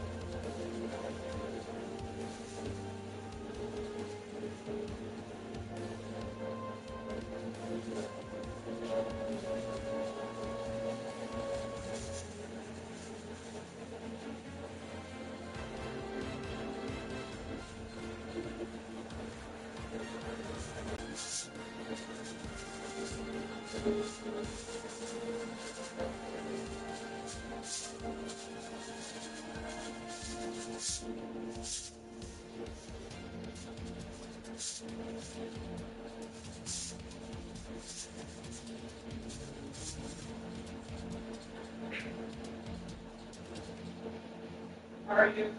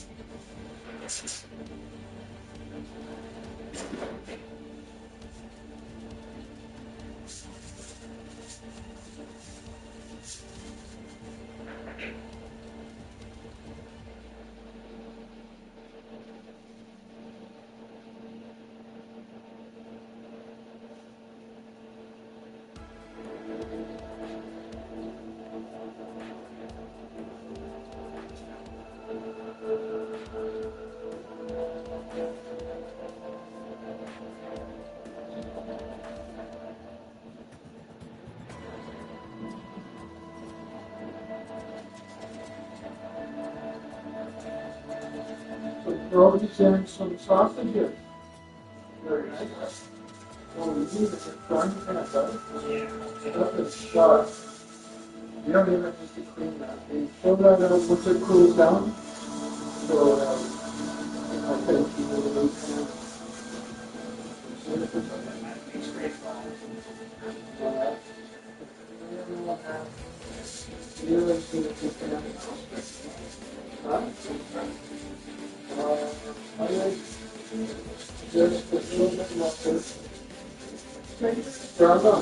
both sides, then you'll know. See how it's still white in some of the spots?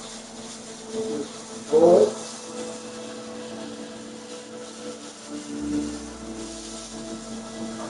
Are you frying these two or not?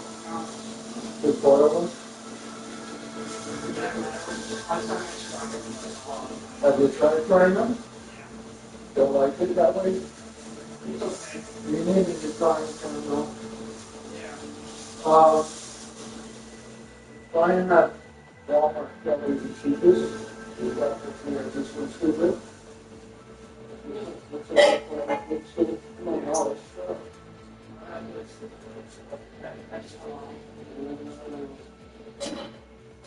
that's all we do. That's up to you, that's the way it is. They don't last too long, but as soon as you scratch them, they're gotta be very careful with this non-stick. Then you want to use as a plastic utensil, because they will never ever scratch it. Once you get scratched, butter, okay?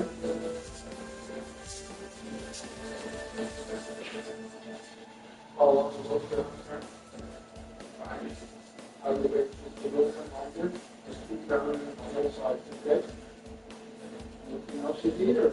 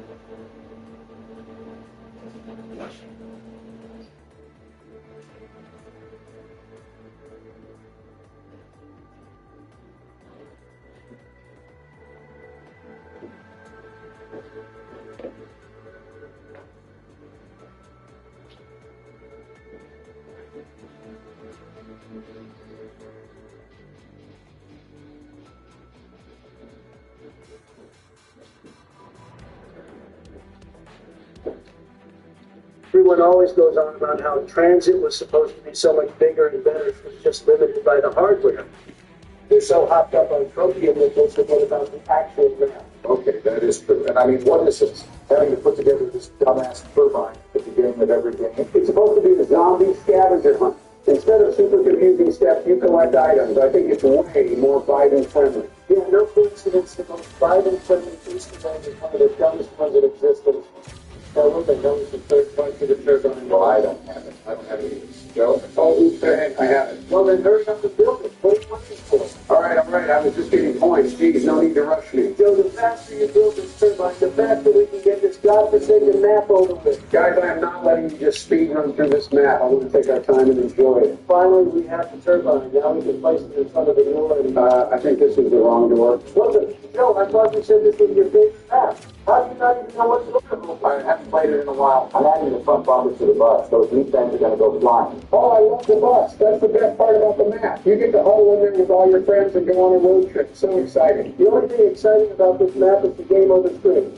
Now let's all pile into this piece of shit and get this show on the road. Johnny, why do you have to be so mean? How would you feel if I just started tearing into Shadows of Evil? Go ahead, tell me what you don't like about Shadows. Go on. 4-player Easter egg. Okay, besides 4-player Easter egg. The damn Widow's Wine perk. I fucking hate Widow's Wine. I can't believe it costed me my friendship with Bill. No, that was because you kept asking Hillary to tell some fake stories. Okay, the bus is moving now we can actually start playing the game. How does this Mr. Egg go again? It's pretty dumb. Really, all we need to do is build a fence gun, go out into the cornfield, shoot it at the pylon, get EMPs, throw them into the portals, and that's about it. Oh, guys, we should have started the Super Easter egg when we were buried. Considering the Super Easter egg is just putting the mask on into the tank if it's a dial, I think I'll sleep just fine skipping it. Okay, we're about to roll on. First buildable part in. Anyone see it? Don't worry, I got it. Wouldn't want this jet turbine to give you flashbacks or anything. Asshole. Good one, Barry. Now hurry up and get back on the bus before we leave you behind. Tell me, I'm definitely not trying to run through the fog alone. Wait, what the? Where the hell did you just go? I'm on top of the bus. I guess I bounced off the bumper and ended up here, but definitely think that was intended. Damn. I mean, I know you guys don't want to sit at the back, but I didn't think you just climbed on the top. You are seriously messed up in the head. You know that, right? If you don't like playing transit, then you ain't black. I take it back. That is messed up in the head. Well, we made it to the diner. I'll open up the boxing for you guys here. Everyone say thank you, Donald. Yeah, thanks. Very altruistic of you, Donald. Very altruistic what? It means being selfless. You know, doing things for other people. George, I thought I told you to quit it with the grammar nerd shit. Just say nice or kind like a normal person. You want to sound like a 4-year-old girl? I'm just saying, especially in politics, you want to use detailed language. Oh yeah, how detailed is this language? Fuck you! Whatever, man. You sound like you dropped out of kindergarten. Holy shit, I just pulled a ray gun first try. Yikes, Donnie is steaming right now. You're kidding. I just pulled a ray gun first try too. God, I love transit. Okay, what is going on here? How did you both pull ray guns first try? Are you guys cheating? Just good RNG, buddy. Turns out when you're not a dick all the time like Donald, RNGesus is nice to you. Oh, shut up, Joe. You get good box luck once, and now you're acting like some kind of Yogi Bun bullshit. Now everyone get on the bus, it's moving. I'm trying this bug dance game over and beyond. There we go. I'm here. All right, guys, let's keep the road trip going. Also, now we can climb on top of the bus. This is so epic. That's the definition of epic. No wonder this guy likes Cold War zombies. Nah, I just like that game because of my little, or I guess my big Sammy Bear. I just hope they incorporate smell-o-vision into gaming soon. Imagine sniffing little Sammy Whammy's feet. I'm sure someone will make a BO3 mod for that. Immediate jail. Please, someone check this guy's hard drives. Oh, God, you're kidding me. I just accidentally jumped off the bus like an idiot. Way to go, dumbass. Now you get to experience the real transit. What are you doing? I just got knocked off by that fucking antenna. That's just straight up karma. Right there. Instant karma in full effect. Oh, crap. This little gremlin is humping my face. Hold on, I'm shooting it off. Thanks for falling off the bus. Couldn't be me. Imagine showing up. Couldn't be you either. These denizens have got to be the worst thing in all of Black Ops 2 zombies. Nah, I can think of one thing that's worse. Really? Yeah, how about when some kid gets street butter got off the table and mud? I would say that sounds a hell of a lot more. Jesus, you got me thinking you're my wife the way you're bringing up old shit. Yeah, well, to you, anything is old shit because you can't remember any of it. Remember any of what? Exactly. Okay, somehow we made it to the farm alive. Let's open up the shed and see if there's a bus piece. Just wait. Someone's got to get 750 points so we can open the gate. I'm killing the last zombie. I'm putting down my turbine. Oh, nice. It's the ladder. Now let's get our asses back to the bus. Putting the ladder right now. Good. Now maybe the next time someone accidentally jumps off the bus, you'll be able to get back on. Hey, not naming any names, just saying, oh yay, the bus is moving again. Guys, let's all sing. The wheels on the bus go round and round, round and round, round and round. Yeah, that's going to have to stop right now. Yes, you could have from capital one and allowed me to regrow my credit structure. My daughters are in their 20s, starting out renting places. We're able to help them. Capital One's believe houses have confidence in themselves. Oh, God damn it, I'm down. Guys, revive me. I have ray gun. How literally how you managed to go down on round 3 with the ray gun? The zombie windmilled me. Plus, I couldn't use the ray gun without PhD, or else I would have downed myself anyway. I'm hopping off the bus to go to Knox to get the jet gun piece. I'm coming too, just in case. Uh-oh, I'm getting connection interrupted. Oh, great, I'm down. Well, it's a good thing Dr. Trump is here to keep you in the fight. Yeah, how about you heal my internet? Anyways, I love how to took the entire computing tower of Joe's brain just to have the forethought to not kill himself with the ray gun. Yet it somehow never crossed his mind to just back up. Careful, George, we're talking about someone with profound mental disability. Oh, I've got a disability. Disability to bang your wife. Take that, you little balloon. See what I mean? Joe, you're on the poster child for this. Maybe we should get you a Blue Chew sponsorship because the only banging in America is the American people banging their heads against the wall because they elected a fucking vegetable.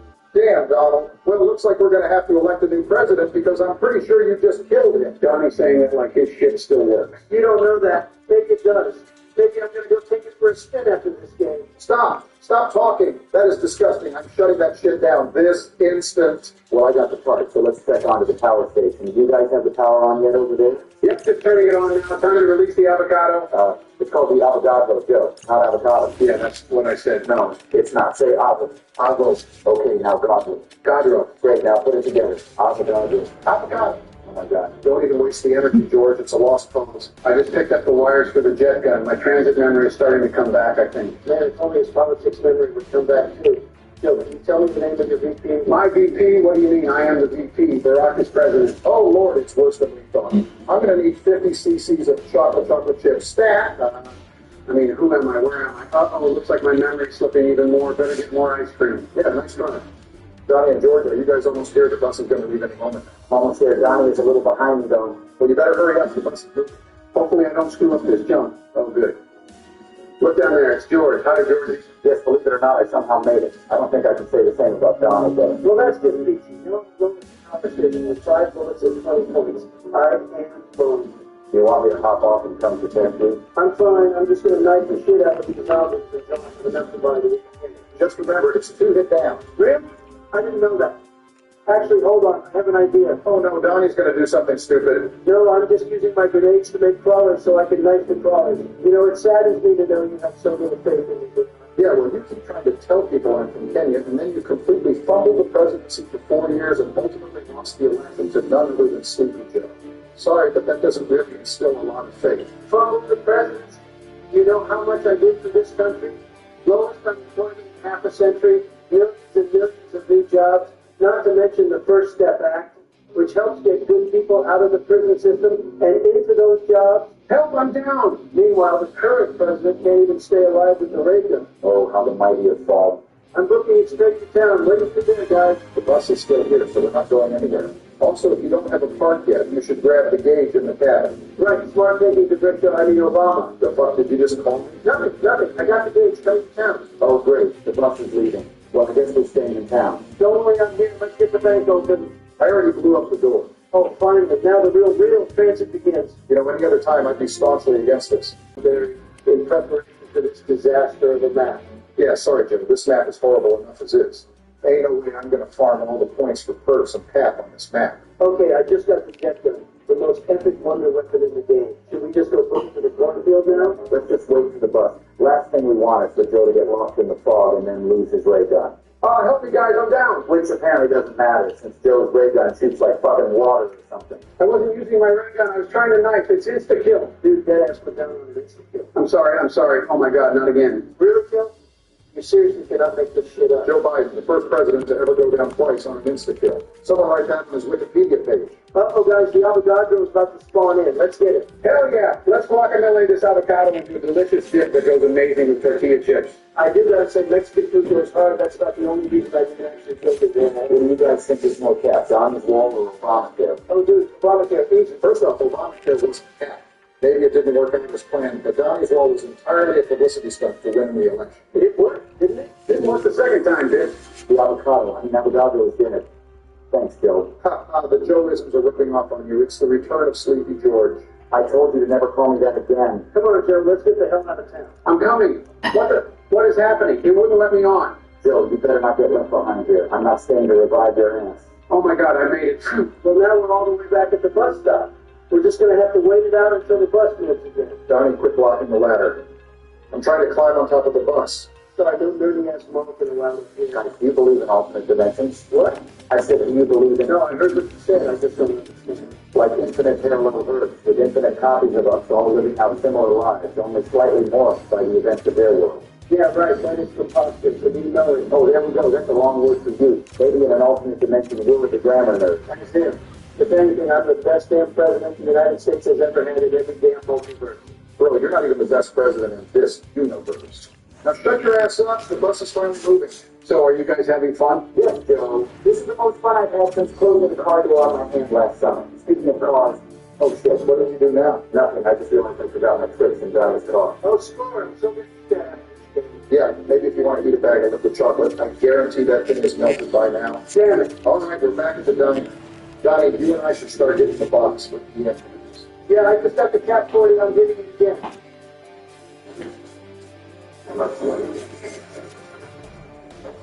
Next gun clusters. Unleash your senses.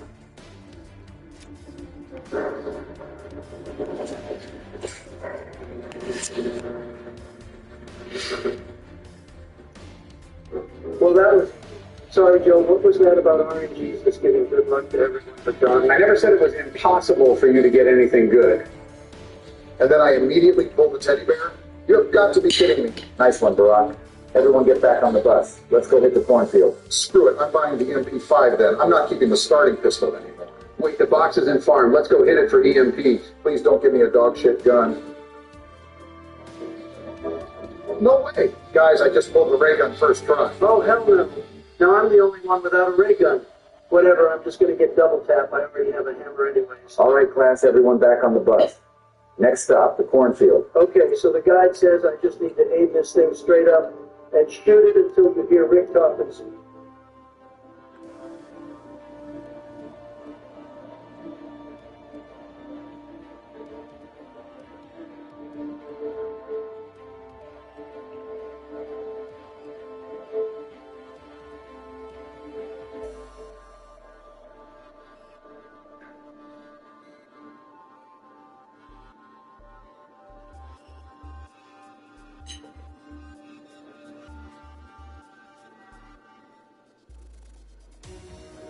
These are all eyewitnesses that are strictly for entertainment purposes. If you think I'm playing a video game to push some kind of loony left or even right, central, up, down, whatever kind of propaganda, then I really need to reevaluate my life. Viewer discretion is also advised. Not my job to keep an eye on you damn kids. Thank you for watching. And it's time for the Super Bowl. World Series. Cornberries? Okay, we got two familiar faces that we've not seen in a while, but are back with us this time around. That's right. Ladies and gentlemen, Kamala Harris. Yo, stop. Don't even joke around like that. Whoa, you sound different, Johnny. Yeah, Barry, get me a new... I didn't get a new money. Where's mine? You'll all be getting new ones soon. Oh, damn. Damn, too. My business sounds like this is a losing one. Thanks. Oh, so much for introductions. Anyway, let's welcome back our series alums. How are you guys doing today? I'm great. How about you? Bill, I wasn't addressing you. But I'm an alum. Even know what an alum is. Alumni. Anyway, let's welcome back Mr. Robert F. Kennedy Jr. Hey, everybody. Long time no talk. Hope everyone has been well. Hey, it's Robert. How you been? It's Robert. Everybody. Diane, I already want to. No, it's not that. You can call me Robert. That's fine too. Last but not least, it's been quite some time since we brought this person back on, and long overdue. But Joe submitted many letters of recommendation, so please welcome back. Come on, knock it off. Senator Bernie Sanders, we are going to This bullshit again. go. Okay. World Series side, gentlemen. For Team Bernie, did you like the crowd noise I pumped for you? I would have liked it more, had you not made it seem like you were more amped up to see Kamala fucking Harris. No, that was just to get Donald worked up. He doesn't like her. Always. Up now, you've done it. Thank you. We are going to do the World Series special today. Democrats versus Republicans. That's going to lead to uneven teams. No, it won't. It'll be George, Donald, Robert, and Ben against me, Joe, Bill, and Bernie. Wilbur ain't around. Ooh, fake lib. No, it evens out because Bernie's a socialist, not a Democrat. A democratic socialist. Thanks for specifying. So who wants to be who? BJs. We'll be the BJs. Are we giving or receiving? Bill. What? Wait, with Bernie here, does that mean I no longer need to monitor Bill? Yeah, you did a terrible job with that responsibility. How did I? Bill is a grown-ass man, George. He doesn't, or at least shouldn't, need another adult watching him.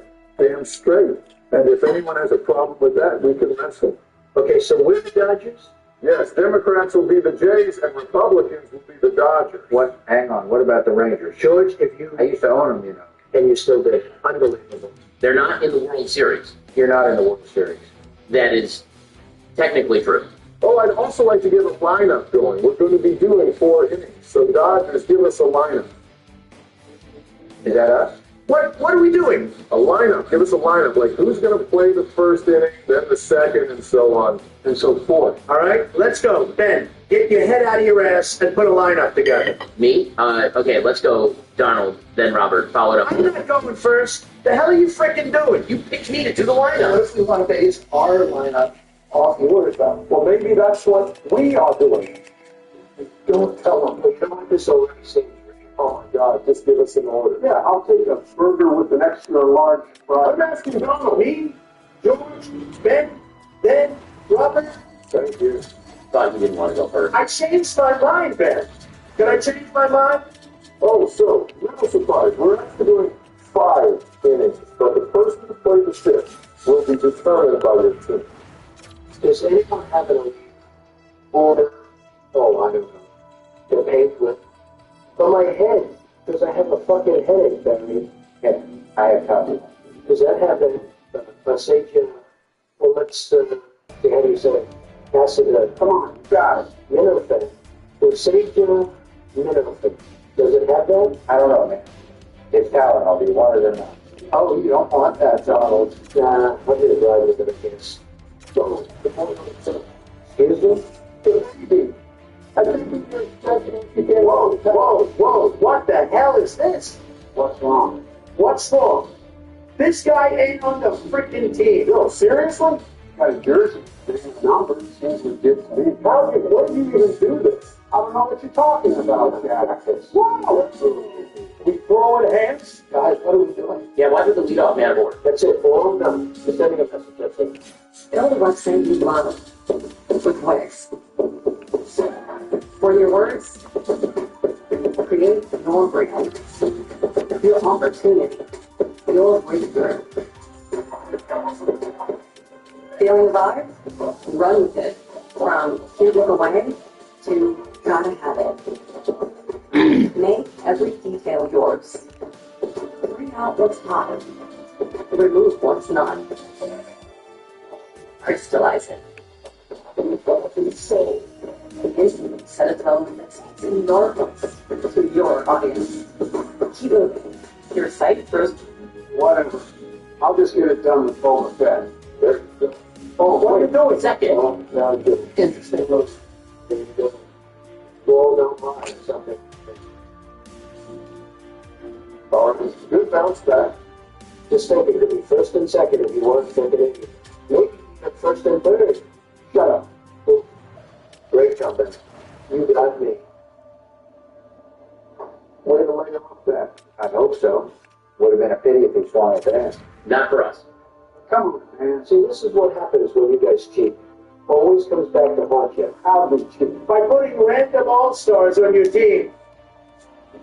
Kablamo! There we go. Donkey Dynasty on top. Yep, there it is. Beating Democrats strike again. Oh, no. It didn't even affect them. It's not about that, Barry. It's about the damn principle. Oh, you got principles? Yeah, I do. And one of them isn't accepting millions of dollars from Big Pharma. No. He did. It's a problem in Congress. I ran for president just like you did. And my funding came from working class citizens. Don't get pissy with me because you never surpassed single digits and had to create your own party to get on the ballot. Wow. I disagree with you on that, Senator. You know what? You're right. My apologies, because you didn't even hit single digits. You got 0.4%. He's killed me. He's already killed me. What are we supposed to be worked up about? I don't know. Think my guy watched the ball too long or something. This Donald being your typical winning team. Hey, let's maybe cut back on the winning team is good. We all know you make more headlines than mine every day. Lose 5-6-1. Yours could be the defiance good. Didn't know I was signing up for a roast fest. Don't worry, man, you're safe. Yours is too small for this. I don't know who's got small hands. Let me tell you, this small. Something else must be small. I guarantee you there's no value. South Park would say we want. Well, South Park is fake news. Because it's as big as that Don right there. Donald, I think we dragged this bit out of the far. of course it was Will Smith that hit the home run. I knew I should have hit him. And put runners on first and second. Well, it's a lot better than the other outcome we got. Yeah, your boy ain't making that play. Your mom's not making that play. Pick it up. Dude, he's recovering. Nice. Good things happen when you just put it in play. Let's capitalize here, Donald. Oh, of course, yep. Just had to go to the ineligible player. Here to judge my name. This is supposed to be a rare occasion. where we are able to put our differences aside and have some fun. So no bringing up past conflicts or complaining about last-second transactions for certain. Oh my God, but would you shut the hell up? Whose side are you on? Ben has a good point. If I... Hello? Are you awake? So swing the damn bat, Bill. No way you're getting better pitch to hit than that one. Oh, way to go, Robert. You jinxed me. Gee, how in the world... You jinxed yourself. Stop blaming other people for your mistakes. Must have taken that piece out of Trump's textbook. Yeah. Feels funny to call it. Get it? Because his name is Call. Quite possibly the dumbest thing you've ever said, Gage. Especially since his name is pronounced Cal. Oh, really? Nah, just joshing. Well, actually, maybe. Who knows? That guy's name isn't Pages. It's actually pronounced Pahe. And his name is actually pronounced Lucas. No, it isn't, Joe. No, actually, Joe is right. Yeah, Barry. Wait, really? All right. Redemption time. Now watch this drive. You know what? This guy doesn't get the credit he deserves. Who? Mookie Betts. Couldn't agree more. I mean, the guy has won how many gold gloves and how many things? Now he becomes a full-time shortstop and finishes as a gold glove finalist for that position as well. Yeah, the transition from one to the other is not easy. Shoot, I told you. Two. Well, you lucked out. We'll take it. Not only the transition, but to become a finalist after switching to a whole new position. I know. It's incredible. Am I missing something here? These guys get tens of millions of dollars to be the best in the world. So why are we praising when one can play more than one position, especially a superstar? That's a good point, Tom. Thank you. You're rehired. Oh, sweet. Suck on that, George. I'm good. This room has seen enough of that. All right, so Ben's up this inning against Bernie, which means it's going to come down to you, most likely. There's an unfair assumption. And not really after that dismissal. Bill, that's enough. I'm trying to focus. Why couldn't my pitcher make that play? Because you're bad. You somehow managed to almost botch that play. Poor Frederick had to extend upwards for it. Dude, you complained about both out so far. Please search for something positive within yourself. Maybe a lot of soul searching. Can't soul search if you got no soul. This is coming from John Man, George W. Heads up. Okay. Now I'm pissed off. Sorry, completely accidental. Better to be pissed on than pissed off, in my opinion. If we build that strike two, you gave me strike one. I should not have to. So why not you and then the old Clark Bill? One more, and you're not going to like what happens. Nice hit, Bernie. Thank you. I can actually get things done when my peers are respectful. Damn it. Yep, of course. Another bullshit player. What are you talking about? He's like 3 feet tall. He's got no strike zone. Don't you dare disrespect Captain Kirk. That's true. Go. Every player on our team has the right to score 1 run each. Oh, I can already hear the fat lady sing. Or right frickin' to him. Don't sweat it. You added 2 more runs to the board for us. Well, it could have been a lot better. Could have been a lot worse, too. I agree. Or practically hitting off the tee, that definitely could have been much worse. And you know who I'm really proud of? Your mom. Bernie Sanders versus Donald Trump debate. I hate watch that. I still don't know how the hell I won in 2016. See ya. That ball was further than Bernie in 2020. Yeah, you would have truly been screwed had I won the primary either of those times. I'd say it would mop the floor, your head, the storms of pubes you got up there would mop up for it. At least I still got a hair. Yeah, save you, buddy. That thing's taken, then builds happy marriage. Okay, Conley. That's strike 3. Whatever. Thank me. My hair is 100% real. The most head of hair this country's ever seen. Ask Jimmy Fallon, he got off on playing with it. Well, at least I know when to act my age and stop getting spray hands and dyeing my hair. What are you? A high school senior getting dolled up for prom? Nothing wrong with putting a little effort into looking good. Speaking of which, why did you brush your hair with a rock or a hammer? We are tied up. I think that's enough. Bernie Flanders for today. I don't think it's enough. He's killing us right now. I don't know why he's got the starter still out there. Yeah, you can take out the bit and let it go. You know, you could shut your bitch ass up, right? Jeez. We just felt the burn. Then we're all feeling it after this inning. Gamora 15 understands your intent, dissolving the space between thought and action. AI extend those almost moments find a perfect continuation. Even text transforms, breathing life into your message. Dual timeline editing. This is Wondershare Filmora.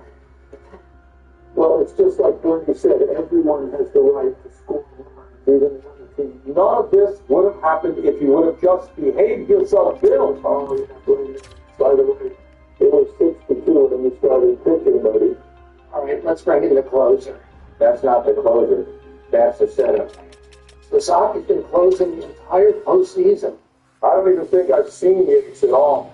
And I mean, he has been the closer, but it doesn't really matter because this isn't the final inning. Remember, Barry said we're doing 5. I forgot. Sure, that once again, bro. Oh, will you guys calm down? He was a starter all season. 2 innings isn't going to kill him. Doug plays like that, you know.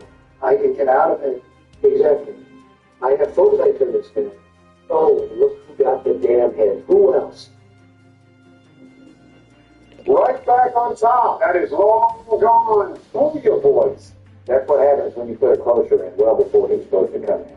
Well, by your logic, he was the setup man. Apparently he was. Oh, George, you're quite frankly the last person to judge when it comes to pitching decisions.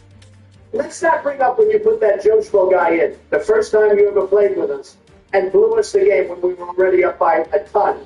I remember that. Wasn't that cold rag hands? Oh, wow, I think you're actually right, Joe. Yeah, he's a good pitcher, darling. Well, he wasn't that year. All right. One more, Robert. One more. You got this. There we go. Nice. Fantastic work, Joe. Fantastic work. Intriguing perception of fantastic. He's literally done just as good as each of us. We've all given up 2 runs, if I remember correctly. I know, but to use the term, If he makes this play, we forfeit. We forfeit. Donald's good at whining. He's not on the team. You do this every time your team is down late. He's not on the team. What do I have to do? Make better contact. You're being really nasty to Robert Johnson. I don't know how you're not. He's been terrible. Bill, you all right over there? You've been quiet. He's pouting because I yelled at him. I'm pouting because I'm waiting for my spanking. There it is. He's dying. I know. Just barely, please. That's going to tie things back up. Let's go, boy. All right, Robert. Try to contain your excitement. Oh, wait. The ump said safe. I'm not out. That's only because it was a dropped third strike. Oh. Whose turn is it? Time for you guys to choose who deserves to go out there. Well, you made us drop our lineup first, so you tell us who you're sending out. Sure, we'll go Bernie. Keep the controller. Be on the 5th. Yes, sir. Why? Gotta continue to ride the momentum. Robert, what are you doing? Isn't this the guy who's playing his final season? Think he deserves to be the guy that closes the door. Robert, you haven't even thrown a pitch yet, and I'm already down in this decision. Even though I'm never wrong. Yeah, you just brought in one of the worst postseason pitchers. Cared more about a feel-good story than getting us a done. No feel-good story. He's all the same. We already got one out. Relax, guys. There we go. Go ahead. One on board, team. Robert, you gotta take a nap. No, he's doing great. Force Andy back. He can get out of this. Shabubi. Doobie. Shmooby. Yeah, hold him. I'm not holding shit. We're sending him. Did he close? He's out. Safe. What the Whoa. Sorry, guys. Don't be sorry. You're doing great. I gotta say, regardless of how this game concludes, what a fantastic back and forth it's been. Let's hope the real Game 7 is this eventful. The real Game 7, you think the real thing is going to come down to 7 games? Yes. Game 7 is literally tonight. Damn it, Ben. I was trying to make it look like you predicted this would go to 7 games. That would be lying. I know the rest of you are cool with that, but not me. Well, okay, Mr. High Horse. All right, let's go. It's just 3 runs. We got this. Oh, maybe not. This may go down as one of the worst managerial decisions in President's history. Yeah, Bobby, what you doing, Donnie? I'm just absolutely flabbergasted at the fact that Pete Donald didn't call on himself to play the fifth and actually gave someone else the You opportunity. really just say flabbergasted? Yeah, I did. That's too big of a word for you? No word is too big for me. I know I have the best words. That's it. Look, it's win the Stanley Cup. This L. We can go for peace. What do you think? I'll get over it. Once again, you guys. All right, I'm over it. Once again, you guys cheated. Oh, brother. How did we cheat? Because you lost. You had a guy that wasn't on your damn team. Oh, you know damn well you wouldn't be complaining if you were on our team. You're right. I wouldn't. Because I would have never let this happen. If I was in charge and I was president, this would have never happened. And it would be resolved on day one. But you are president? Also, it either wouldn't have happened or it would have been resolved day one. Can't really Robert, Get fired again. Sounds like Donnie needs a title. No, I think you liberals and you're a SIA. A SIA. Shit, Robert. I see that fan. Thank you. You're rehired. All right, Bernie, why don't you sign us off as our winner? It would be my pleasure to my Americans and all you others across the world that may be watching this. Thank you all so much for watching. I am once again asking for you to leave a like and subscribe to the channel. We hope to see you in the future. Thank you. All right, time to rest. Discover unlimited learning on Coursera. Explore professional lessons designed by Google for you. Gain the real skills top employers are looking for. Start learning. Welcome back, everybody, to everybody going to be Matt Jones. Everybody Pacific. Don't you know what the hell we're recording? I'm starting the intro. Oh, come on. I'm sure the viewers are getting into it with me. Honestly, Jim, I was kind of about to myself. Joe Co's Journey is like a top 3 Pokemon videos. I don't remember asking. Okay, dude, anyway, yeah, welcome back, guys. This is episode 3 of Presidents Play Pokemon, where me, Joe, and Barack will be playing through Pokemon Emerald. Last time, Joe stumbled around Rust Road. This time, he will be getting us out of here and moving on to the next town. Well, before any of that, Donald, you're going to have to take care of some of this Team Aqua nonsense. Oh, damn it, Barack. Yeah, you're right. I forgot this inadequate employee gets robbed again right after we beat the gym. Maybe show some sympathy, Donald. He's not asking to get robbed of his goods every time we see him. Sympathy. Good one. Maybe do your job better so you don't cost the corporation resources.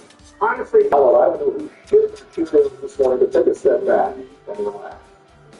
It took us a couple days to find a time where we can all get on the call together, so let's not ruin it with bad attitudes toward each other.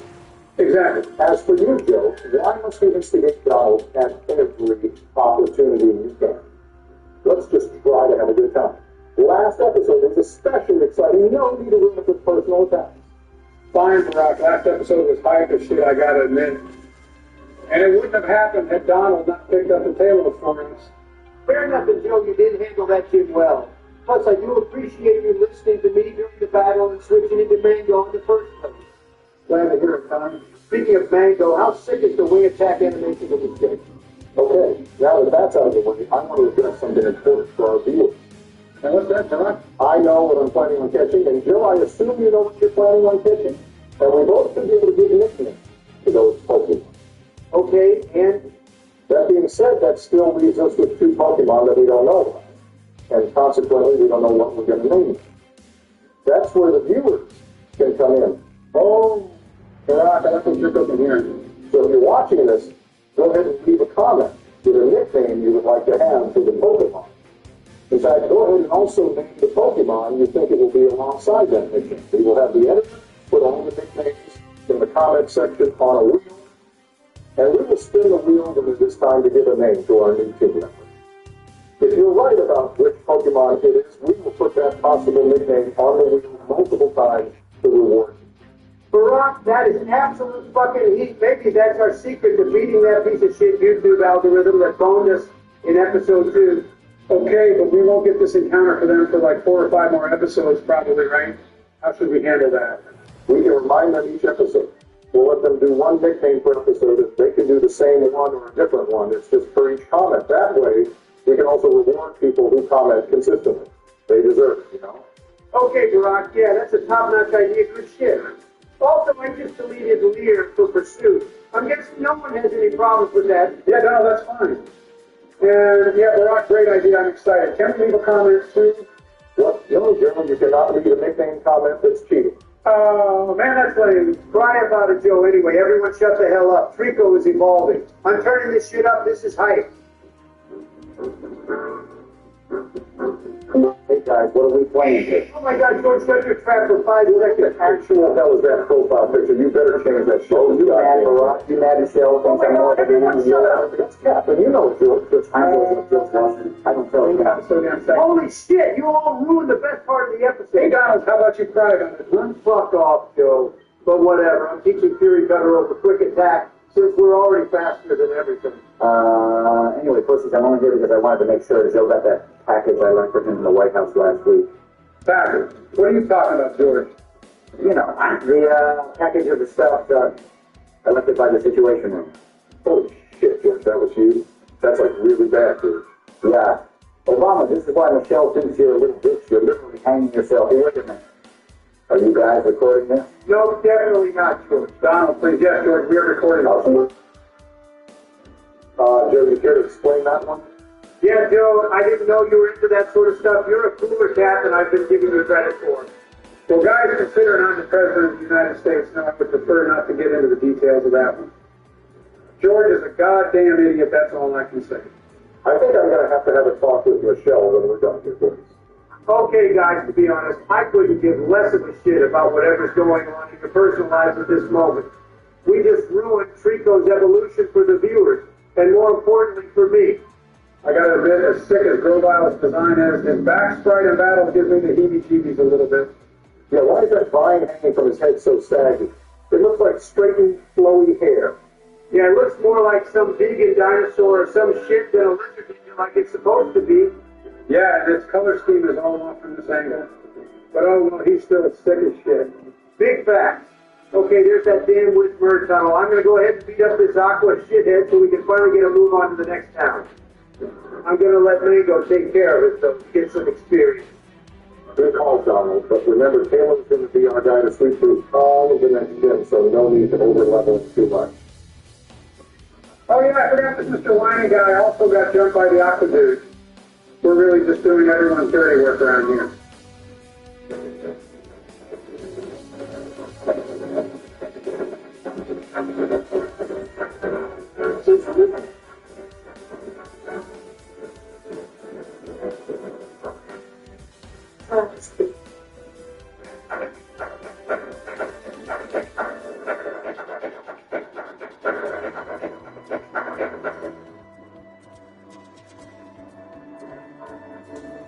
Okay, this part was always weird to me. Why did he tell us to come get some and then take a step back?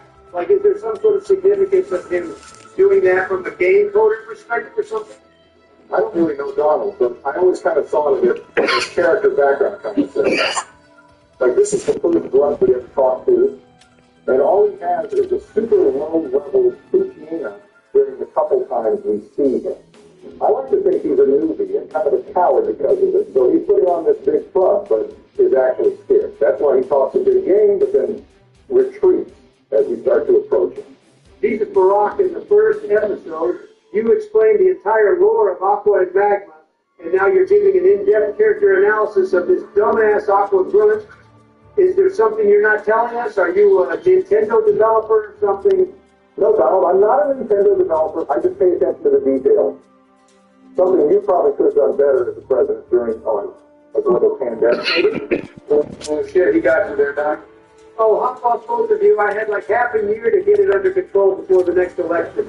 Neither of you would have done any better than I did at that time. Donald, I don't want to get into this during the goddamn Pokemon Let's Play. Hop out. For sure, whatever you say. Good on you, Joe.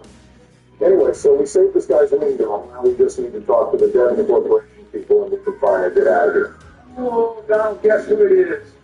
Don't even. It's your favorite Pokemon Whizmer. Jesus Christ, I fucking hate this piece of garbage. Get her to pick us up somewhere important, please. All right, take your damn goods back, please. Now, don't make us help you again, you Nimrod. I hate to break it to you, Donald, but this isn't the end of this quest. You're trolling. He makes us deliver them to Slateport because he thinks they'll be safest with us. Holy shit. shit. Is a 10-year-old really the only competent human being in this region? Donald, watch your language when you're in my office. Your office? Have you lost your mind? What the hell are you saying? Yeah, Donald, you're in the president's office. Best come correct, please. Seriously, they take us to the goddamn CEO because no one else can do their job? Is this like idiocracy or something? Are all the adults just mentally disabled? Careful, Donald. Remember, we're not trying to get canceled here. Jesus Christ, even the president is making us run an errand for us. This is ridiculous. I don't remember this shit at all. Ah, yes, a great president, you say. Me and Mr. Stone here seem to have a lot in common. Now, Donald, there's a lot of benefit to these quests. We get the focusing out now, which will allow us to do some rematches against the gym leaders and other important trainers to steal some held items. And when we deliver the letter, we can come back to get the experience share. That would be incredibly useful for us to train up whatever new encounters we get. Okay, fine, whatever, but Mr. Stone, sir, please fire this man. I refuse. He is one of the hardest workers. Anyway, now get the hell out of my office, you peasant boy. And get back Donald by 2024. Oh my God! What are you going to make me do this time? Please just let me leave. I'm begging you. Donald, I promise just bear with us for the next 20 seconds and then we're out of here. Yeah, Donald, quit your bitching. It's the early game of a Pokemon game. Of course, it's going to be slow paced. Now go ahead and give Daddy a call on your cell phone here. Honestly, Joe, that old ass Mr. Stone clearly just sleeps all day in his office and is keeping relations with an adolescent boy, so maybe you two do have a lot in common. Hello, can you hear me? It's me, the president. Oh my God. Yes, you look very happy. And may I say you look very handsome and well down there, my boy. Okay, Joe, I'm literally losing the will to play this game as we speak. I just want to progress the story, not feed your moving ass. All right, there we go, Donald. Done with all that Devon stuff for the time being. You can go ahead and make our way to business. I'm especially excited because I have something planned for when we get there. All right, Obama works for me. Oh, shit. Oh, boy. Wait, what, guys? What's going on? Joe, I have to inform you that there may or may not be an upcoming battle that could awaken something inside you. And I humbly request that you restrain yourself from expressing any sort of inappropriate emotion. Geez, Donald, just tell me already. I'm not a goddamn child. Ooh! It's Mayor. Why didn't you guys warn me? I warned you in excessive detail. Did you not read the comments on the last two episodes? You seriously have to rewire your brain and just get over this Mayor stuff. Holy shit, let's go, Donald. You got her number. You are the Riz King. My guy send that shit over to me when you can. Joe, I am about to order Taylor to neck her face to a bloody pulp. Don't you dare. Profile to absorb the life force out of her soul. That's a good just so she will never show up in this goddamn playroom again. That way we don't have to worry about her well-being whenever you're the one interacting with her. Jesus, Donald, all right, I'm just messing around with you anyway. I'm not actually attracted to a damn character sprite on a Game Boy Advance game. Yeah, wait, are you serious, Joe? Have you actually just been trolling us this whole time? That being said, right from the anime is a completely different story. Oh, there it is. I knew something was off. Jesus, Joe, that's even worse. She's like clearly an adolescent in the anime. Guys, we absolutely have to change the subject. We are borderline canceling ourselves right now. Okay, good looks. Why are you using Sky right now? Mango could easily one-shot this low pad and then probably take care of her next Pokemon too. So I wanted to test out our new Fury Cutter move. It increases in power every time it's used. So if we build up power on this low tech, we could potentially take care of the Torchic in 1 or 2 hits. But even at 95% accuracy, we still miss the very first attack, so it's not going as well as I thought it would in my head. Yeah, I like the idea, but 1 or 2 hits is certainly a bit ambitious, Donald. It's still not very effective if we have an attack lower in nature as a primarily special attacker. Oh, fuck, he's in blaze the focus energy right now. Oh, shit, you're wrecked. Watch it for Donald. Congratulations on being the first one to have somebody faint. You're really the Pokemon master you thought you were, aren't you? Joe, I am 20 times the Pokemon master you'll ever be. The only thing you're the master of is running this country into the ground. Oh, yeah, because the true Pokemon master keeps his grass-type Pokemon in against the fire-type. And even worse, just uses a weak-ass bug move against it over and over again. I'm not going to explain myself again, Joe. The strategy I was implementing would go over your feeble-minded head. Bitch. I won the battle, and that's all that matters. Exactly, that's all that matters. Joe, this isn't a Nuzlocke or anything, so I don't mind Donald just testing out new strategies as he sees them. That's how you get more knowledgeable about damage rolls and general stats in the first place. Good on you, Big D. I'll ignore that. Thanks, Barack. All right, so thankfully May is out of the picture for a couple episodes. Now let's get back to that Winglefucker's boat so he can take us to Juniper. Make sure to use cut to go through the right side of the woods and talk to the girl at the beginning. She gives us a great item. Oh, right, it's the miracle seed, isn't it? That's pretty huge for Sky, considering how shit his grass type moves are going to be over the next couple of episodes. Wait, are you saying that there's just a girl trapped in the wood behind these cut trees? Is she being chased by a hypno or something? Jesus, I'm using a repel. I'm not trying to get stalked by a hypno. That's probably the scariest thing that can happen to someone in Pokemon. Fact. This looks like a hidden item to me. Yep, elite gameplay from me. Guys, she's not being chased by a hypno, she's just chilling in wood. Although that is a pretty clever callback to fire red and leaf green with the girl lost in the woods when the hypno attack. That is pretty scary stuff, honestly. It gives a 20% boost to grass type attacks. Actually, Donald, you are the boom here because it's 20% only starting in Generation 4. In this game, it's only a 10% increase. Even Donald, the Pokemon Master, stumbled against him. He licked my nuts, but I can't be sure if he called it. 10% is a little underwhelming, but still good to have for sure. If we had that on Trico during the Roxanne fight, we would have won off the first bullet seed. This is so sick. I feel like I'm literally on boat gliding past all of these pathetic trainers out in the ocean. What the hell? How the hell is a phone call stopping an entire boat in its tracks from moving? Yeah, we shouldn't have reception right now. This is incredibly realistic, and I hate it. Jesus, are you two seriously complaining about realism in a Pokemon game? About cellular connection of all things? Not the fact that the entire premise of the game is enslaving magical creatures to fight for us? Sounds about right. All right, whatever weirdos. I know there's a couple good items here. I'm going to find them real quick and then take care of the cave stuff, then probably call it a day. Ooh, fisherman, not actually fishing. You know what that means?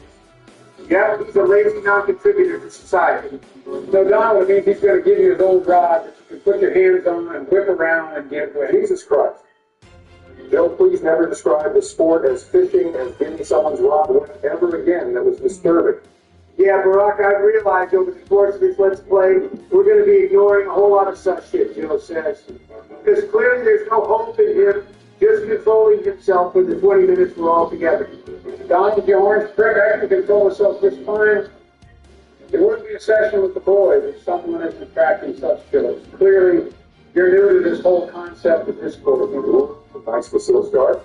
We just got 2 great stab boosting items for the 2 Pokemon in our party right now. I'm guessing this is only 10% in this game, too? Yes, Donald, but again, nice to have a beast. Okay, fair enough. Can't argue with that. All right, so we got that. Let's see what else is going on in this old town. Ooh, Duper Hall season, folks. All right, fuck, there's too many people in here. Fuck me, I guess. We'll want to stop by again after we beat Norman to pick up a good TM, but until then, yeah, nothing too important in there. Jesus, this guy said, what if my rod? Looks a big one while I'm in the washer. Barack, all these fishermen are such a shit. Remember that one in the SSA that says he likes feisty boys? They're really on some Joe shit, honestly. Donald, I know what you're talking about. I think that was a sailor, but I see what you're getting at. I feel like in these early Pokemon games, whoever is doing the translating to English likes to throw in some trolls every now and then just to have fun with it. I can't really blame them. Our editor probably does the same to us, honestly. Wait, what do you mean by guys, I had a question for you both here. Of course, what's up, Joe? And this goes for the viewers too, I guess. But I wanted to ask you guys in particular, what's your favorite overall generation of Pokemon? Oh, geez, that's a pretty loaded question. Hard to choose just one, but I think I would have to go with Gen 5. The story is immaculate. The evil team's intentions and inner struggles are executed incredibly well. And they really went all out to only have new Pokemon introduced in the series, which is cool because it's based on New York, which is all the way around the world from every other region we had up until that point. So it makes sense to have entirely new species. Laymaster Barack. All right, well then, Donald, what's your favorite generation, huh? Not just my favorite, but objectively the best generation has to be Generation 4.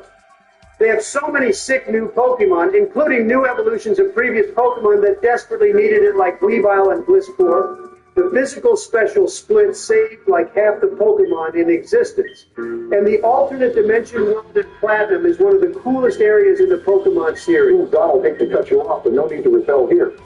Oh, are you getting your encounter, Brock? I sure am, Joe. This is that surprise I said I had for you guys back in Rustboro at the beginning of this episode. Donald, I'll let you continue on Generation 4 after we take care of the encounter as we're traversing through the rest of the tunnel. Sounds good to me. Ooh, Makuhita, is this your encounter? Oh, shit, it's Donald in Pokemon form. Oh, no, you can run from this, Donald, not my encounter. That thing sucks more wiener than Joey Chestnut. All right, first of all, Rude, Joey Chestnut is the goat of all goats. And secondly, Hariyama is actually really damn good. Its HP is massive, and it gets guts fighting attacks, which is really good in when, considering there's like a billion dark types. Brock, your encounter better not be a frickin' Sableye. Those things creep me the fuck out. Sableye is actually really good in this generation. It can solo Brawly all by itself without even needing to train it. Dark Ghost is a phenomenal typing with no weaknesses until Fairy in Generation 6. But no, that's not my encounter, Joe. All right, well, that really doesn't leave too many Gen 3 Pokemon left. I'm guessing it has to be the tanky little guy. Ooh, of course it's Aaron. Great choice, Barack. This will fill a much-needed defensive presence. We are severely lacking right now. My thoughts, exactly. This will completely trivialize any of those pesky, normal flying types we come across in the game. It's also not a bad counter to the dark types because Steel still resists dark in this game. It has uber high defenses and can also hit pretty hard on the physical side. Also, Aggron is a little beast. Even if you don't know anything about Pokemon, you would think Aggron is a goddamn legendary. Excuse me, Mr. Pokemon Master Donald, you're gonna catch this son of a bitch or what? Joe, shut your ancient mouth up, please. I'm just weakening it safely. I don't want to accidentally kill it, but fine, I'll just start throwing balls at it to make you happy. Barack, you want this in a Pokeball or a Great Ball? Just a Pokeball, Donald, thanks for asking. I prefer the OG design of the regular one. All right, they call me One Ball DT. Watch this shit. Flygon ripoff. Boom, baby. That's what I'm talking about. This guy's going to be such a beast for us, and he's so goddamn cute right now. Yeah, Steel is pretty broken in these early generations. Yeah, as long as we don't have him in against fighting or ground types, we're fine. All right, Barack, what are you naming this guy? All right, well, what I have is a very fitting name for an Aggron in general, but it's also something of a tribute to a certain group of 5 individuals that lost their life recently. I want to name this guy Titan. Oh boy, Barack, I'm not sure if our viewers are mature enough for that one. Might be a little too soon, and the memes still hit pretty hard. Donald, if you actually laugh at Titan memes, you are a despicable human being. Those were real people with families, Donald. What can I say, Joe? The internet is an undefeated place. Let's see his nature. Naive. Oh. Yeah, I hate to say it, but the jokes just write themselves on this one, boys. Naive is plus speed and minus special defense. Might as well be neutral. We don't really care about either of those stats.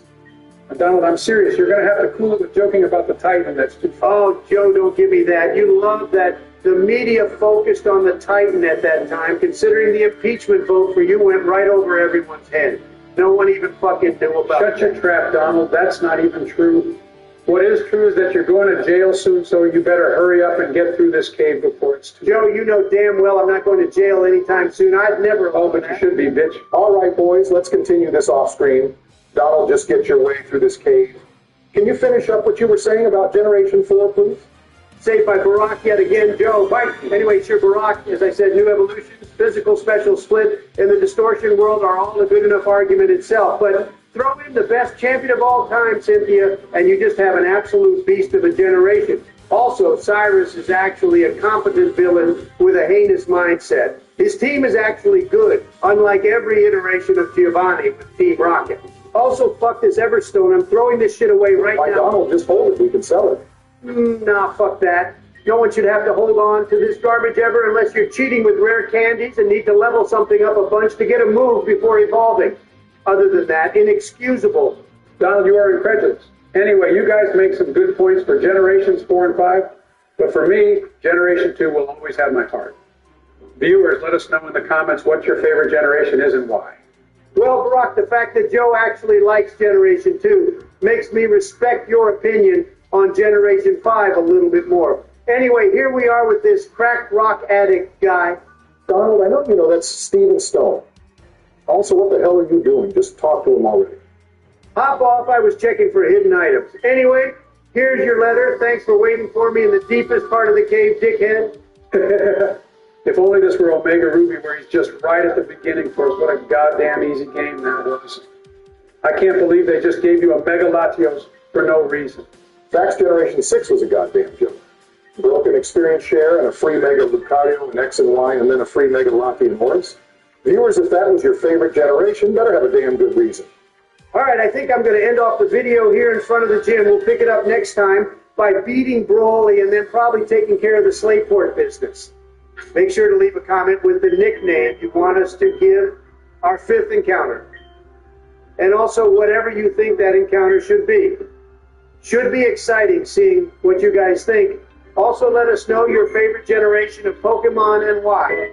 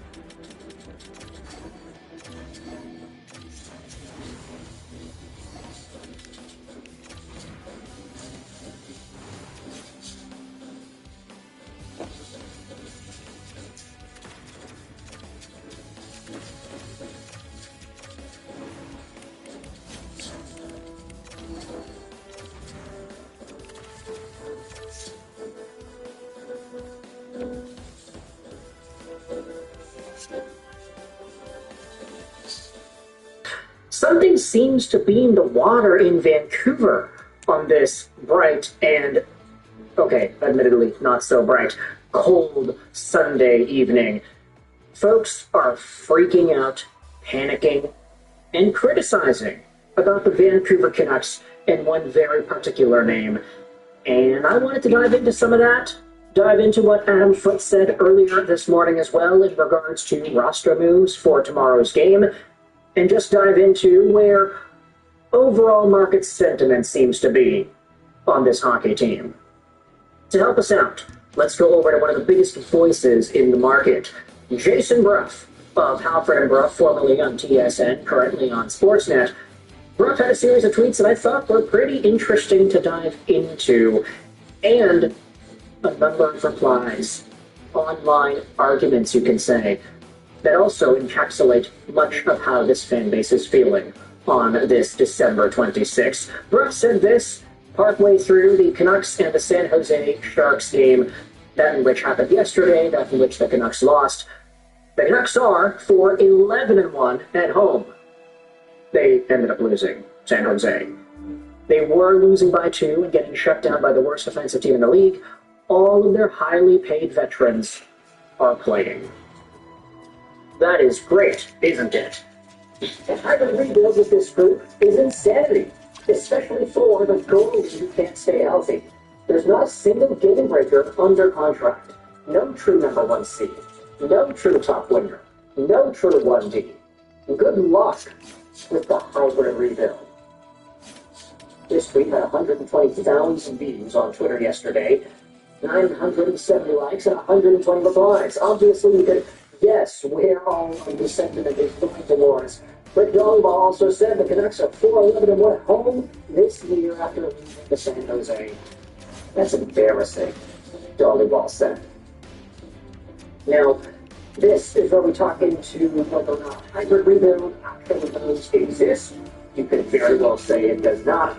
You could also talk about trading Elias Pettersson, a conversation that I think has bubbled up even more over the past few days. We've made a bunch of videos already discussing what a Pettersson trade return could look like, or whether or not it's actually possible the guy gets traded.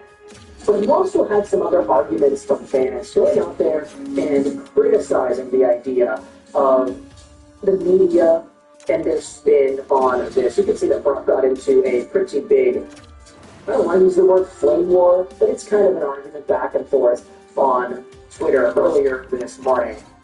You are clueless, he goes out there and tells Todd Naslund.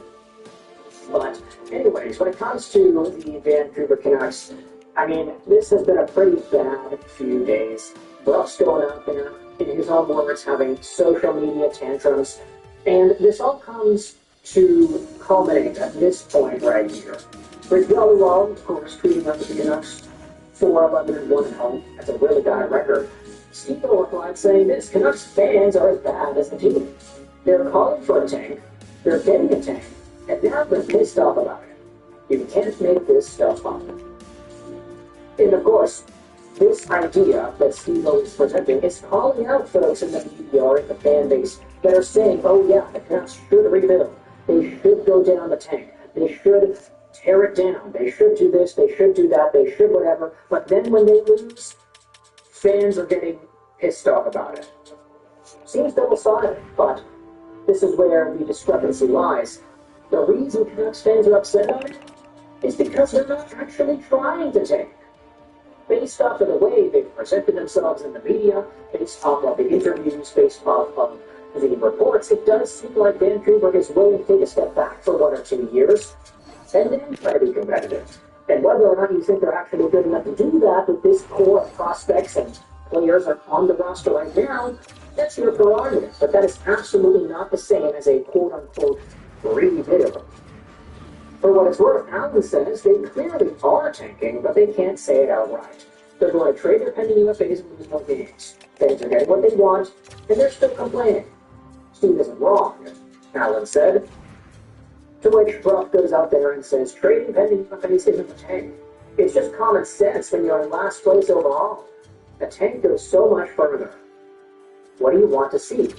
I want to see a number of vets who are under contract get moved out. I want a clean slate.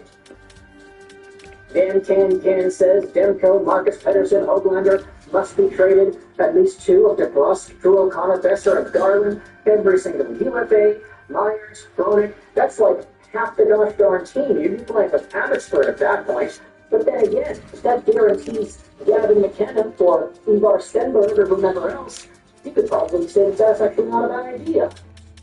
And speaking about that Jake DeBrusque, this is an update that we had seen from Jeff Patterson on Twitter. Adam Foote confirms Jake DeBrusque will sit out tomorrow in Seattle.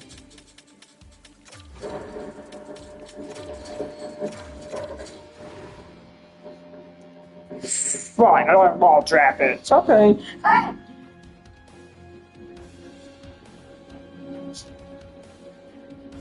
And that is absolutely not the update that any of us saw coming here. The Vancouver Canucks are going to be healthy scratching DeBrusque. Oh boy. Adam Foote went out there and confirmed it. DeBrusque also shared his thoughts on the decision as well. He says it's embarrassing. If we go out here and check out this Canucks article from David Quadrelli, this is where Foote went out there and spread his message. We had a good talk with Jake. He had a lot going on for him. He just couldn't get it in. And then he's been a little bit of a big as far as chances go 5v5. I think it's going to be a good reset for him. DeBrusque said this, it's embarrassing. I mean, anytime you miss a game, yeah, it's embarrassing. I'd be wrong if I wasn't saying I'd be pissed off right now, but I understand. And I need a jolt too. I obviously haven't been good enough. Anytime that you're in this position, it's a lot of things. So, I got to control what I can do from this point forward and just worry about me. I think there's a lot of different things. The good thing about the situation, in my previous times being scratched, is that you have a clean slate. So I care less about what has happened. He said that he's been known his whole career as a 5-on-5 contributor, and that has not come. It's been probably the most frustrating year of his career so far. By far. So, eventually, you just got to do the right things and do the right details, and got to get to your landmarks, get back to your ABCs. I think that's what this is about, too, for me. And eventually, they'll win. Usually, I have a hot streak, but it seems like this year, there probably isn't going to be one. So you just got to be more consistent day in, day out. You got to mature in this spot. You got to be a pro. And, hope the guys can pull out a win. So, Jake DeBrusque, healthy scratch. Some of the folks in the comment section are saying, yeah, I think a lot of these guys are playing like they want out. Last night's loss is the type of game that when it repeatedly happens, it's what will change the mind of guys. I'm not advocating running guys out of town, but the prudent move would be to try and move one out of these longer contracts. Garland is probably the most attractive one, but Jake DeBrusque would be the best one to move long term. Hey, Brock Besser, he's also in that conversation. Based on his comments from re-signing last minute, I can see him wanting to be here regardless of the situation. If he approaches the deal on moving, sure, but I don't really see that being a thing. So there are some folks on the subreddit going out there and sharing their thoughts. Ultimately, it's a pretty bad day, I'd say, for Canucks fans, feeling all of this negativity just spewing in through the internet. Tommy went out there and said this on Twitter, if Elias Pettersson turned out as we had all hoped, the Vancouver Canucks would actually probably be in their Stanley Cup winner right now. And for many years to come as well.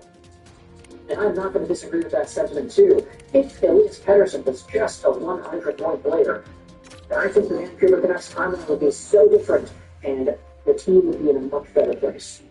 Oh, it's so sick and safe in his place. The team is just good. The team would be good. Oh, yeah. Really game-breaking.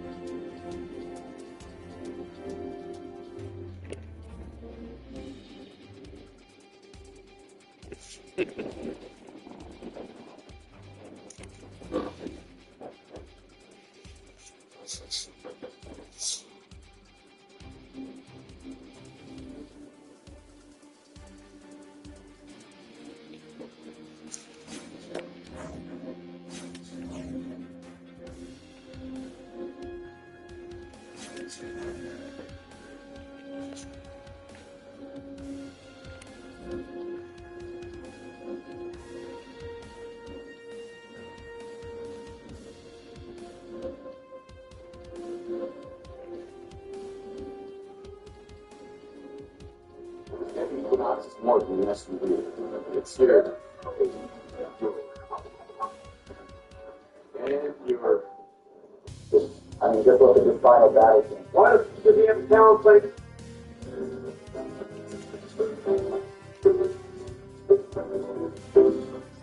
Donald, for the last time I'm telling you that it goes Charmeleon and Wartortle Mewtwo. The Pokemon map goes Charmeleon, Wartortle, Ivysaur, then Mewtwo. Why the hell would Ivysaur be separated from the internal evolutions at the start? I don't know why, but you're wrong. Ivysaur is the thing gold on Giant, which is way earlier than the sun. It's not every day I hear you two arguing about something. Sleepy Joe, the useful for once, and tell the rock that Ivysaur comes after Charmeleon and Wartortle with the Pokemon rap. You think I'm able to remember that? I'm about to crash a shot. I know I'm right. This is like arguing with a brick wall. Why don't you just listen to the damn song? Because we're trying to see who can remember it by heart better. It's not you. Yes, the hell it is. Yo, what's up, Joe? These guys are arguing about the Pokemon rap George who comes after Wartortle. That's Limeworth. The final verse of the original Poke rap says Charmeleon, Wartortle, Mewtwo, Tentacool. Thanks, George. We don't need to hold that. It's done. No one else over here only got to be right. It's been a while since I've gotten to talk to you boys. Some interesting things have been happening. Donald's the president again. He got shot twice.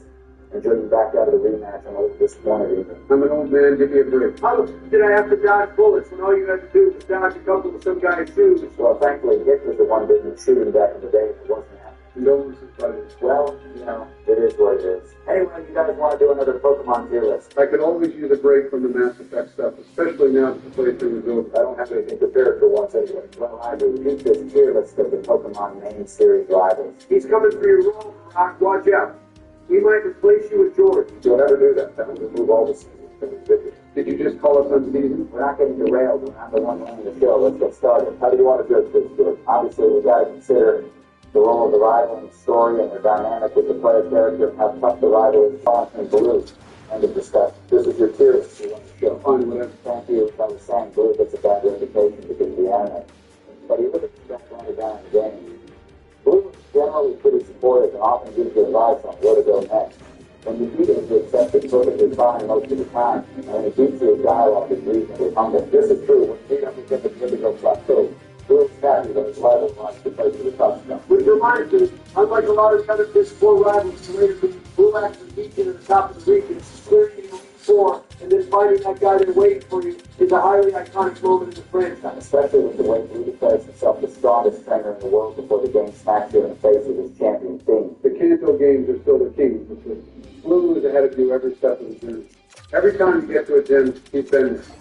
When you meet up with him at the SS Vanbro, already has 40 Pokemon, so he's most likely ahead of you in completing the Pokédex too. Blue is faster than every Pokemon speedrunner in existence. He had to do this so fast he speed ran to the champion rank. Blue's team is full of goats in Fire Red and Leaf Green too. Alakazam, Gyarados, Arcanine, plus the starter. And unlike the piss-easy rivals of today, Blue doesn't make sure your Pokemon are all topped up before a battle. He pulls up on you, and it's go time right there. Not gonna lie, I kinda like that they do it before a battle now. You're soft, Joe. If you can't keep your mons topped up, that's on you. I mean, is there any other place for Blue besides S tier? I would put him in A tier. Blue is a great rival, but he doesn't really do a whole lot in the story. He's mostly a rookie. I feel like Blue is the template. That blend of competitiveness and friendliness is something most of the other rivals don't quite get. At the same time, later rivals have that extra spike to elevate. You gotta give Blue points for being one of the few rivals to reach the rank of champion and then become the strongest gym leader in the region on accomplishments. He should go into S tier. I can see where Obama and General are coming from. But Blue's my number one. He's going into S tier. Next up, we have the Generation 2 rival. Oh God, what are we going to call him? We're technically the ones who made it and received his ID. I usually call him Kyle because he has red hair. We're calling him Silver and this time for doing the voice of reason, Barack. I'm going to go ahead and drop a hot take. Silver is massively been overrated. and a giant bitch. Whoa, what the Silver is about the only damn good thing about the Johto game. Bro is a true rival. He steals the Pokemon from Professor Elm and then has them sight deep with you. He is the quintessential absolute rival people face these days. Every time the mother to put hands on him, they drop the full game on and show him what an actual battle between trainers looks like. Isn't he like 10 years old or something? Put him on the list of kids and video games I don't like. Right next to the Star Child engaged in Telltale's Walking Dead. Silver takes things from being just an asshole to being a complete dickhead. Unlike my glorious King Blue Oak, Silver gets all pissy when you beat him. You clap his ass cheeks at the burned tower and start yapping about something. This is why I hate battling wins. Straight to the win. Bro is mean to his Pokemon because of his own failings as a trainer. That makes him a great parallel to us since we treat our Pokemon right. I'm guessing you aren't fans of Paul from the anime. At least Paul stood on business and spanked ass during the 6-on-6 battle at Lincoln Field and Silver couldn't even beat a rocket drop. For what it's worth, Silver does start coming around after he was completely throttled by that. I guess getting his ass beat by us wasn't driving the lesson home. Also, he proves himself to be quite the trainer. There are no other trainers in Victory Road for the second generation games, and why? Because Silver sent them packing. Of course, we beat a bunch of side characters. Big deal. Eventually, Silver will stop blaming his Pokemon for his defeats and start admitting that he won the battle and he was the one lacking. Far too little and far too late. That feared Silver is a fraud. Bro wishes he was half the trainer Blue was. Wipe your mouth off when you're done, George. Goddamn. That fear is extremely hard. Silver has a decent team, though I do think it's lame that Magneton and Sneasel won't evolve in the remakes. And Silver doesn't play a massive role in the little story. But he's still got a little character growth throughout the game, which is better than I can say for the next generation rivals. Put him in B tier. B tier, he gets saved by his character growth later on in the game. Also, he's Giovanni's son, if that matters. I like it. A rival is supposed to be a person you want to beat, and Silver being a massive bitch makes sweeping of all the sweet. A tier. I would give him fine if I put Silver in A tier. Then compromise and put him in B tier. Fine, now we have the third generation rivals. Let's do Brendan and Hank.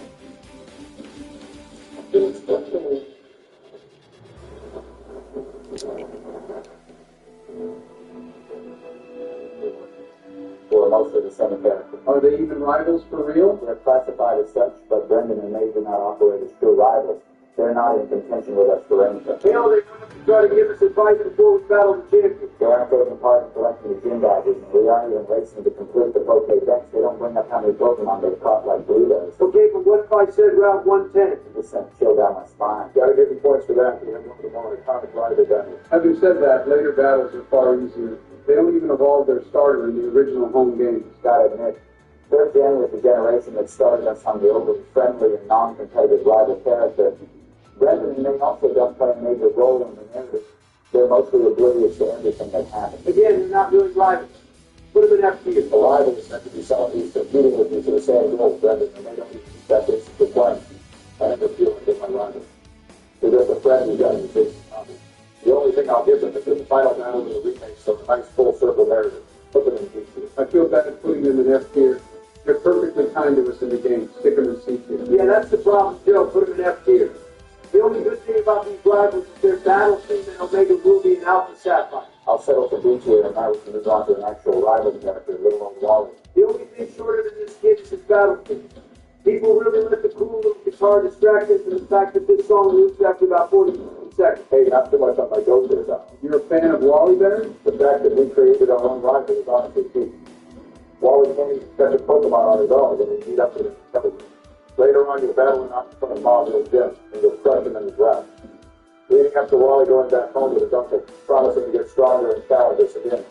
And Wally gets good on that pump. The kid who was behind us comes out of nowhere and gets all these badges before we do. Mind you, Wally started with these 3 badges behind him, so he's got to give the little dude points on his team of this because we're too adult to kick ass. Remakes are definitely carrying a big time here, but I'll accept it. Because I can't even pretend that it's not fire. Wally doesn't do a whole lot in the plot, though. Most of his growth happens when I was seeing it directly. The only way you'd know he's surpassing you is if you actually look at the gym statue. Wally is still the only rival I kind of wish I could canonically lose to. Speak for yourself, I don't take L's anywhere. Except to me, of course. Wally is a solid rival, strong team, unique story arc, and decent growth. He should go on A tier. Wally over Silver is crazy. I don't care how much you hate him. Silver's growth is actually shown to us. At best, you could put him in B tier. I agree with Donald there. I didn't even remember Wally after his first battle with him. Thought it was a whole lot of nothing. You boys can do what you want, but I want Wally and S tier to be settled to B tier. And moving on, we have Barry from the 4th gen games. I didn't realize Barack was a Pokemon trainer. Not me, you got that. I enjoy Barry. He's friendly, but he's also in competition with you to be the best trainer. He challenges you outside the Elite Four room to see which one of you is more worthy. And to his credit, Barry is the first rival to actually lend a hand to the player character in the main event of the story. After he suffered the defeat at the hand of Jupiter at Lake Acuity, he'll train himself up and help us in a 2-on-2 battle with Team Galactic Commander against Spirit Village. Plus, up until the Gen 2 remakes, Barry had the highest level of Pokemon with his level 85 starter. His team is overall pretty solid, especially his Infinite team. I still don't like it. I don't get rivalry vibes from him. I don't see why Barry isn't on the same tier as Blue. Both are friendly but competitive rivals and with a good team. Let's not get crazy there, Bill. Barry is good, but he's no Blue. Barry doesn't ascend to the rank of champion like Blue, but he's neck and neck with us for the race. On top of his role in the story, I think he can make it up to be the leader. We'll put Barry in A tier. Pretty great rival overall. I hate where this is going. You always hate it when things don't go your way. Generation 5 rivals are up next. These guys are generally well liked. But how do they stack up as rivals? The Gen 5 rivals all follow their own character journeys outside of directly competing with us. Bianca's barely a rival. She doesn't gather the gym badges, and I swear every time we run into her, we have to help her do something. Unlike Sharon, she doesn't help us battle Team Plasma, even when her money gets taken. Bianca's story is mostly about establishing her independence and figuring out what she wants to do in life. She'll eventually settle into working as Professor Juniper's assistant. Bianca deserves some points for bringing in the gym leaders to hold the plasma stages off while we went up to stop in. Bianca's team is pretty good, but he ultimately doesn't perform the role of a rival. I don't particularly care about beating her. It feels like he's mostly challenging us for fun. Agreed, she's here at that. I give her a little boost. She still has a good dynamic with the player. And she does do one really important thing in the story. Bianca in C tier. All right, Bianca goes into C tier, and how do we feel about Sharon? Sharon is as basic as the gym badge she gives us in the sequel. Not a fan, Barry? It's just kind of boring. The Dweeb is a better rival than Bianca. He does actually compete with you for the title of champion, constantly challenging you after you both got the same badges. Plus, Sharon helps you battle Team Plasma. Sharon's whole deal is tying his existence to becoming a strong trainer and reaching the rank of champion, an ideal he'll have shaken when all the praises him in a battle that he lost to us. Eventually, he learns that there's more to life than winning battles and being strong. Then Sharon will settle on being the gym leader in the sequels, while still playing a vital role in helping us fight to revive Team Plasma. Sharon is pretty good, and not to glaze him too much, but he does clear the Elite Four right after us and could be considered a champion-level trainer in his own right. Stick him in A tier. That sounds good to me. Now we have him, who kind of fills the role as evil team leader, champion, and rival, all wrapped into one. That's natural, harmonious, Gropius to you, good sir. Dylan's in the Gropius direction again. I am not sitting there listening to you say the man's full government name over and over again. Now, I get some of that too. When you meet up with him, you don't really have a clue. You just some dude who talks really damn fast and challenges you to battle. Eventually, when you meet up with him in Mombasa, he drops that he's the king of Team Plasma. That his goal is to save Pokemon by freeing them from trainers. How the hell does that work when he battles the fusion Pokemon? You'll note that in only battles with Pokemon from the areas you're in, and presumably he only just caught them and released them after the battle. And his true team of Pokemon are the ones we battle in his castle, including one of the goddamn box legendaries. Gotta give him points for being the first rider to challenge us with a legendary. For a time, he would be considered the most powerful left out of the room. Pretty crazy that Moss Head there just says, fuck the gym leader for the Elite Four, and just pulls up on all their people, taking him on the champion and waiting us to come battle him to put truth and ideals to the test. Not since Blue, but we had a rival get to the top of the region before us, and the stakes are higher. Beating him is more than about the rank of champion, it's about making him wake up to the lies Gitsis has been feeding him. And his S tier, he behaves as a true rival, actively opposing us at the very end of the game. No complaints from me there. Last Gen 5 rival is Hugh, who goes around challenging the gym so they can become strong enough to take down Neo Team Plasma. At first, Hugh's main goal is to help get the sisters' Pokemon back from Team Plasma. But once all that is said and done, we'll encounter him in Victory Road, where he says he intends to challenge the Elite Four.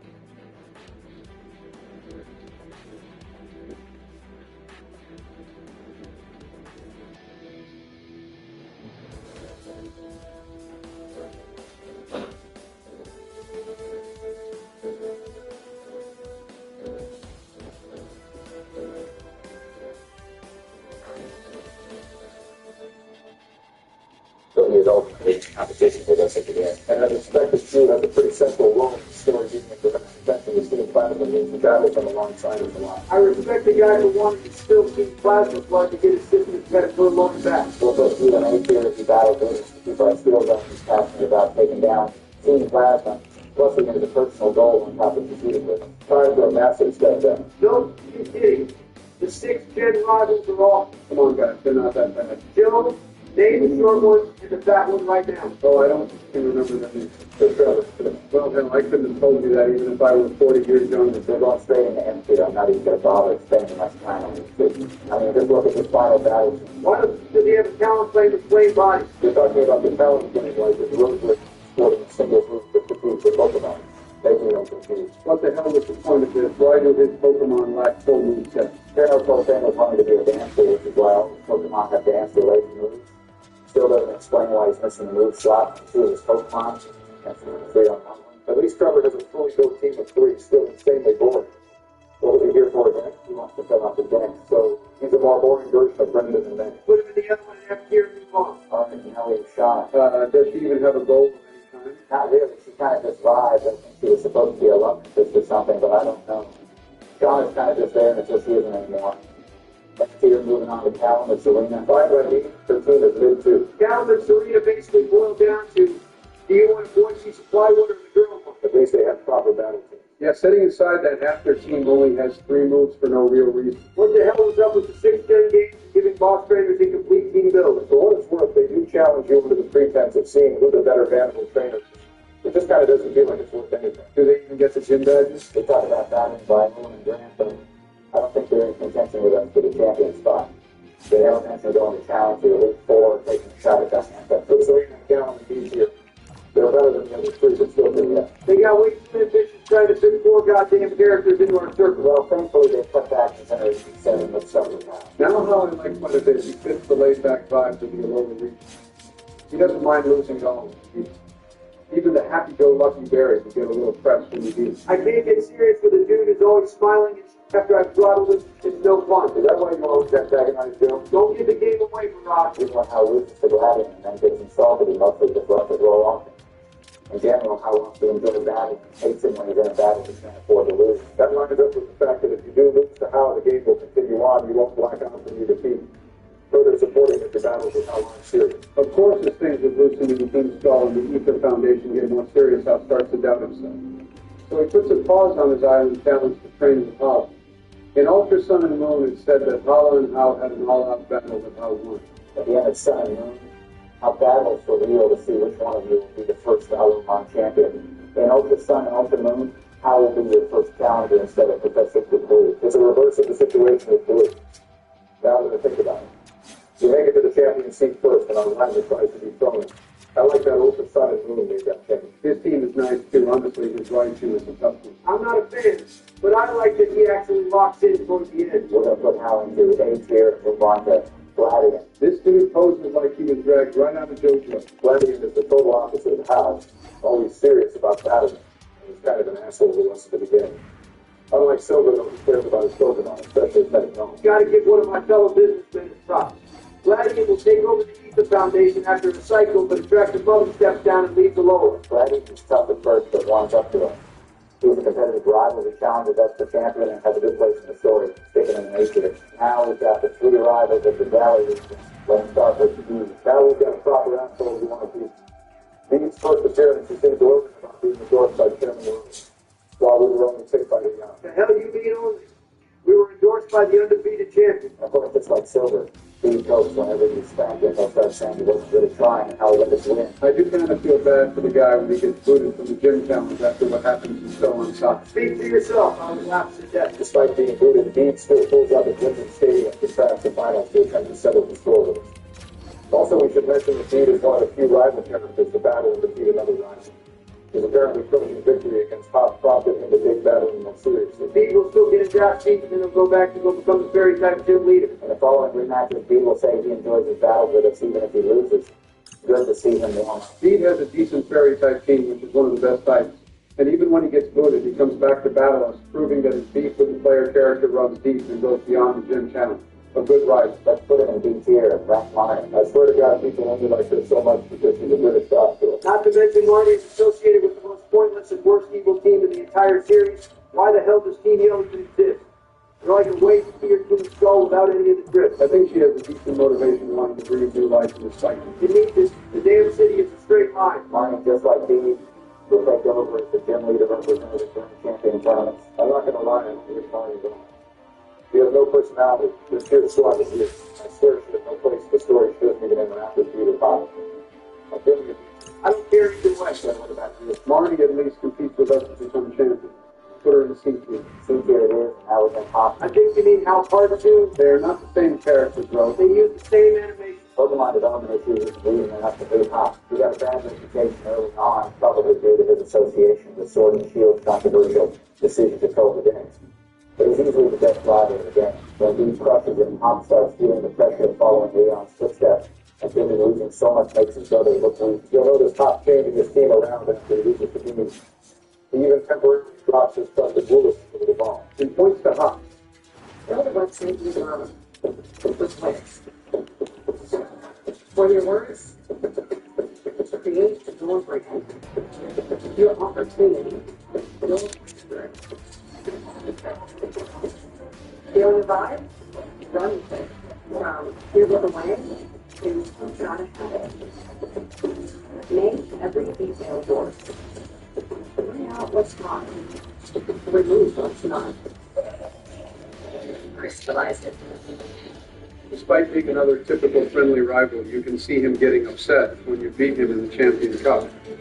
We actually get a little look at what the battle meant to him. Pop also stands on the side in the final battle against the Tennis, gaining access to one of the legendary warrior Pokemon. Put him in A tier. A tier is completely too high. I'm with Barry here. Sword and Shield got a lot wrong, but they did good work with Pop. My only really concern is that, despite being determined to live up to Leon's legacy, he ends up becoming Sonya's assistant, leading some dialogue with him challenging Leon, and leading the results up to the players to interpret what has been nice. Still, though, I'm pretty alright. And this team shouldn't be underestimated either, especially when he has Zacian. I agree with A tier. Did you guys play the DLC for Sword and Shield? I didn't like Sword and Shield. This guy looks like buying both versions of the same game, buying the same DLC just so I could see both of the rivals. There's some subtle differences between Claire and Avery. Claire plays up more of an innocent act that is more toxic, which makes sense given what she records and stuff is. Abraham is more straightforward. Both of them hate the player character for being better than them, and they try to sabotage our attempt to join the battle dojo, and by cheating in the final battle by cupping the field with toxic spikes or psychic terrain. So what do we hope they grow to respect our strength and turtles? I don't know. Most of them refuse to congratulate you even when you beat them up with them. I'll respect the rival who stands on not being all buddy-buddy with us. I don't know these two you went into it. I'll put Brian and Avery in C tier. They're perfectly serviceable rivals, but they do the same thing as us. They're so rude to the player that you can't help but want to be good at them every battle, especially when you shoot. Climbing something toxic spikes is crazy work. Now we've got our rivals from Generation 9, beginning with Arvin. Wait, Arvin is a rival? He has the rival skills and Pokemon Master EX, just like Dan, Trevor, Cherno, and Sean. Alright, I guess, but Arvin does not feel like a rival in the slightest. We only battle them twice in the main story. And when we're not doing it, we're battling alongside against the Titan Pokemon. He's way more of a battling partner than a rival. I do actually like Arvin. His storyline is a beacon of light that keeps me from totally hating stones and violence. So considering how little we battle him and the fact that he's not really trying to become champion ranked like us, I can't in good conscience say he's a rival either. I like Arvin. But if he's supposed to be a rival, it's a wide miss. Hell, I bet there's people watching this who don't consider him a rival either. So we're going to put Arvin in D tier. And now for an actual rival, we have Nimona. Got to immediately point out that Nimona is a champion-ranked trainer from the moment we meet her. She loves battling more than anything else. It's almost obsessive, like she's Son Goku. Unlike the other rivals, Nimona is already an established trainer when we meet her. She got the champion rank at 7. As if I needed another example as to why Cheetah's a completely sauceless champion she lost to a 7-year-old, which is young even for Pokemon standards. Basically, all her battles with Nimona are under the pretense that she's holding back as she begins with a fresh set of Pokemon to battle us with. Whenever you beat her, she's just happy to see how strong you are. If she happens to win, she'll just dance you into battling so well. Do you even get to see her original champion roster? No, I don't think so. But when we become champions ourselves, she insists that we become her rival for life. Even if you keep saying no. Your region on the leash to the point that other trainers were afraid to fight her. The cost of being too strong, I guess. Not to mention that even when she leaves Paulie, she shows that she still just feels different if she beats Karen's ass during the events of what she made her. Simone is also active in the story, as she'll accompany us to Area Zero, additional muscle that helps us battle the Pentagon Pokemon. I think she was a solid A tier. I can agree with that. Now we have Carmine from the Steel Mask DLC. He starts off pretty antagonistic and battles us because he's not fond of outsiders coming to shoot a comic. As time goes on, she warms up to us and becomes our partner in crime against the loyal fleet. Unlike most rivals who start off as assholes, you can see how Carmine softens to the player and spends time with him. He does kind of lack that competitive spirit, though, but at the end of the field match, he's one of the good battles and the fun. There's talk of her being on the same level as the Blueberry Championship before. Her team pales in comparison to the Elite Four kids. I think Drayton's just yapping. I consider Carmine as a character, and she has a reasonable position as a rival, but ultimately she doesn't match up to the brothers. We'll put Carmine in B tier. Next on the list is Kieran. He and the players have a decent relationship early on, but as things continue, we start building a resentment for this after we really beat up the time without him. Further not helps like Carmine convincing us to lie about his doing. Kieran ultimately turns against us because he feels like we're living out his dreams. You know, like we're the protagonists or something. Even I'm a little scared by the guy Bro's so horny for that match Pokemon. He starts acting fool. Kieran gets a new cut of the indigo disc and becomes a different person. That's valid. You've never seen a brother acting brand new and he's got a fresh start. Kieran fixates on battling, not like an owner, but some way. He rises in ranks at Blueberry Academy and uses his approach to both of his students. Eventually, Drayton, the former Blueberry champion, will call on us to take Kieran down at Penny. Hold on. Look at this dude's speed. Holy shit. Little Bro is not playing around. Despite all his efforts, we'll eventually beat him, and needless to say, he doesn't take it well. That's an understatement. All the other students ditch him, and Bro just starts having a full-blown meltdown. Also, if you bring Ogerpon to your battle, Kieran will start raging and then target him with everything he's got. I guess it really is the quiet ones you gotta look out for. Eventually, Kieran will learn his lesson and get made his attacks and go resign to the BB League and start trying to rebuild his life. I like Kieran a lot, but it's legitimately a tough rival and true for the player on too. Having said that, we chill out by Mochi Man is seen when he accepts his defeat in Nimona, and Kieran becomes our main ally in handling Petra. I would put him next tier, probably the best rival we've had in forever. Last but probably not least, we have Tanya of the Bane, the rivals from Pokemon Legends GA. Ah, yes, you mean the jackasses who get into debt and French Pokemon Mafia. That made no sense. One good night to see you one who gets you 100K, why did they take out a loan? Why you get to the side and I'm just going to call them Tanya for simplicity's sake. They're the same person. Are in a race for them to reach your rank and be named the strongest Mega Ninja. It is honestly kind of hard to take them seriously when they reach the 4 Ronnie made it to game rank fighting fun. What really pissed me off is that battling us when the whole world is about to end to determine who the strongest Mega Evolution user is. And then if you win, they still try to go on with throw in anything. They wanted to be the chosen one so damn bad. To be fair to Ron, that was probably a good thing given how things ended up going down. But I got to work with anyone but us. Yeah, I guess so. I'm still not going to take a chance. Everyone from Tenari to Grisham feel like better rivals. I didn't like them that much either. Even their role in the story as the leader of Team MZ is questionable, and Leda is the one who's usually handling things. They're a B-tier rival at best. Sounds good to me. This is fun. Hey, hold on. Aren't we forgetting someone? I swear there's a rival. We're leaving off here. Whoever it is doesn't deserve to stand when my glorious King Blue stood. Oh, Trace, we forgot about Trace. Put him in that spirit, I'm out of here. I'm sure that becomes champion at the end of that fiddle. So I better let the boys get back to that Star Trek game you like so much. It's Mass Effect, George. Hey, Barack, can I just...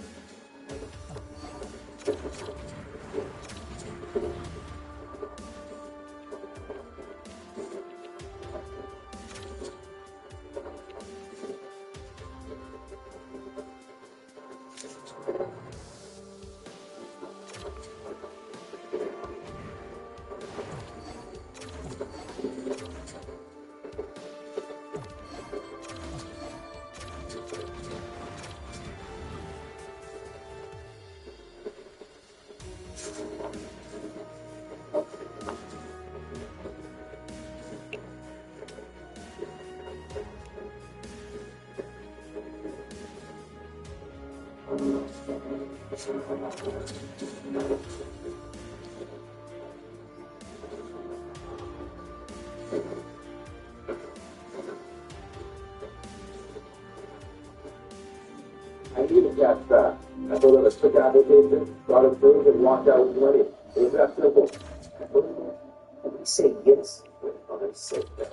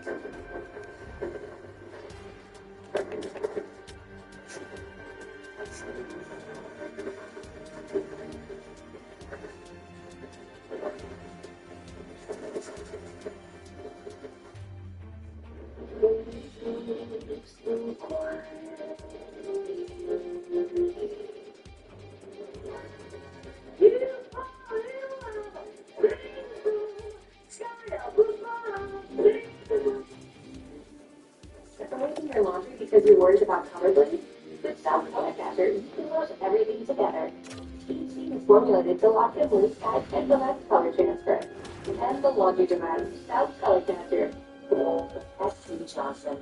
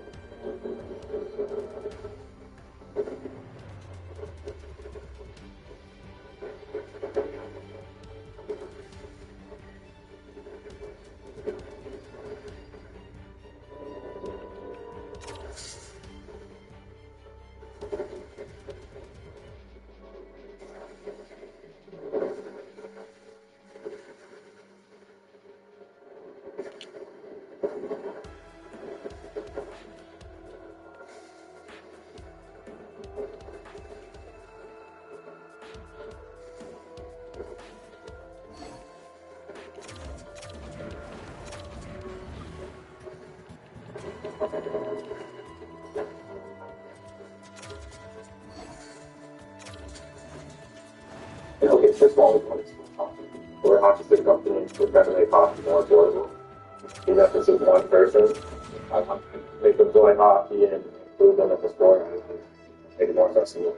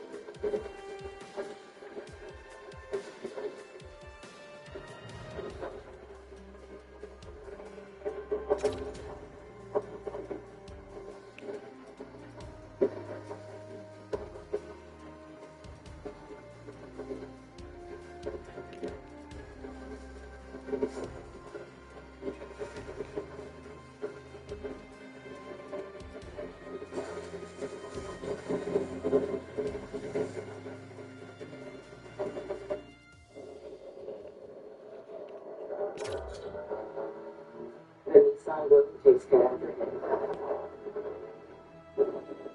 I just want to remain surprised.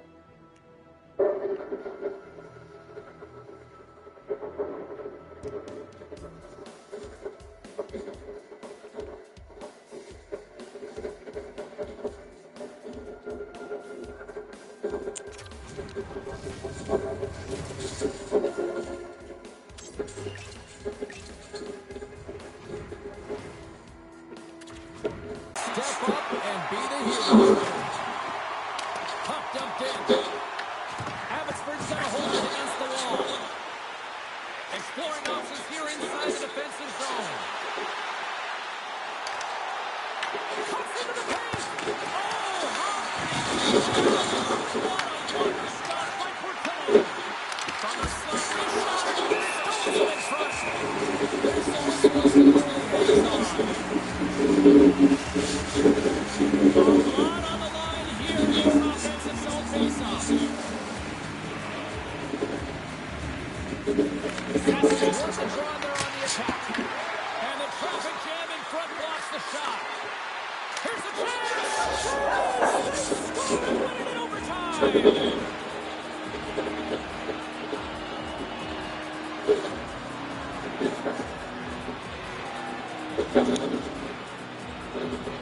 I'll tell you what, this squad came to play tonight.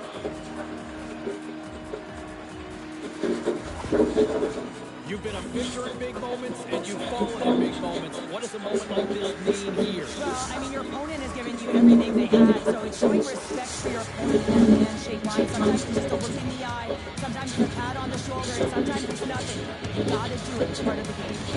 Hope you had as much fun as we did here tonight, and we will see you the next time. At least we hope so. From all of us here at EA Sports, take care, everyone.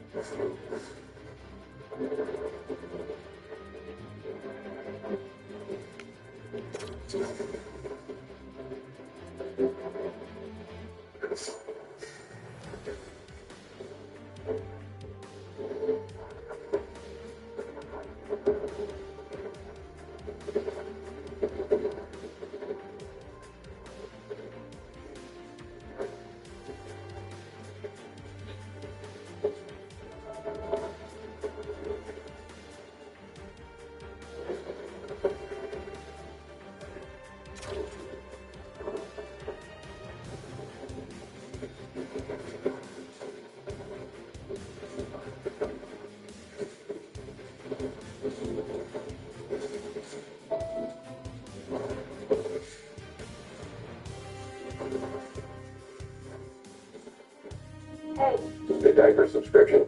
Better than cancel it. Get it happens. The Vivo app helps you keep an eye on your money. Even tells you when a subscription price goes up. It's a lot of diapers. And feels good. How different would be 180 plus. Okay.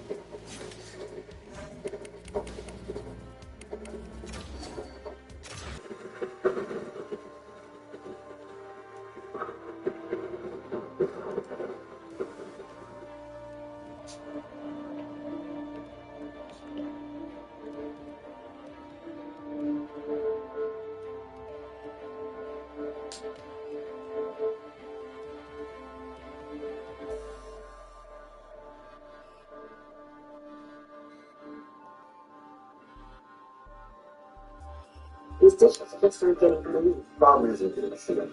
It's likely your detergent.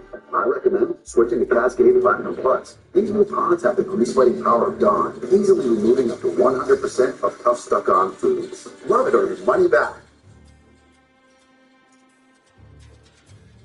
Old Spice Super Hydration. Keeps you 24/7 moisturized and smells like a PG vacation. talking to. Oh, sorry, gotta go. Your mom. She just wanted my advice. Oops. All right, well, Barack.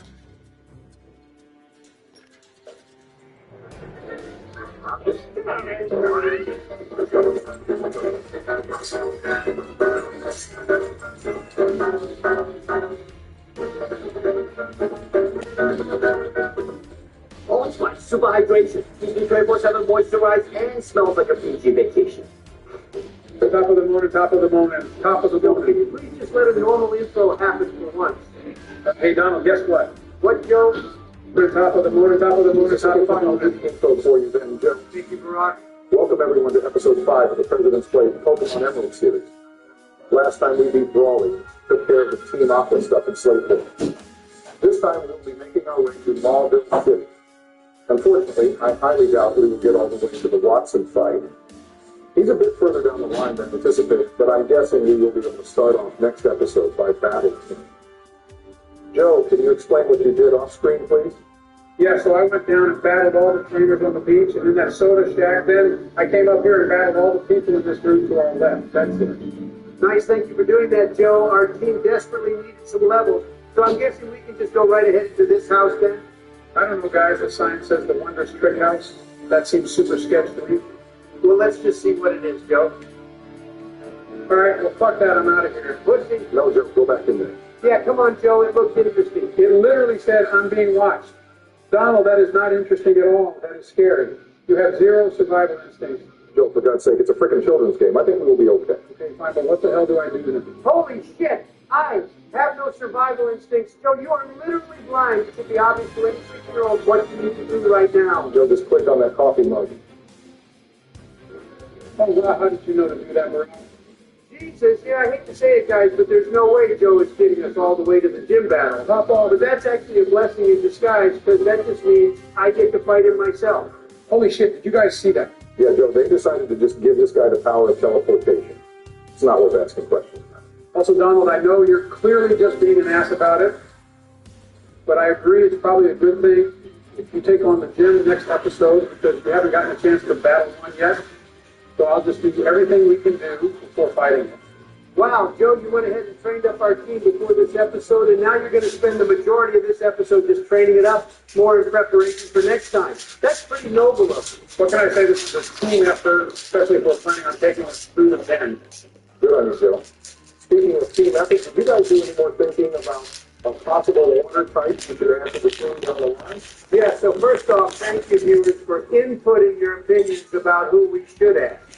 My first option is still the melodic. And here it is undeniably the best water type in this game with insane bulk, but also very good special attack, which is exactly what we need, as it will be spamming surf and ice beam. It also gets access to recovery moves, which is huge since we are doing a no items in battle run. Donald, if you want to get a damn feedback off screen in their own time, I won't stop you.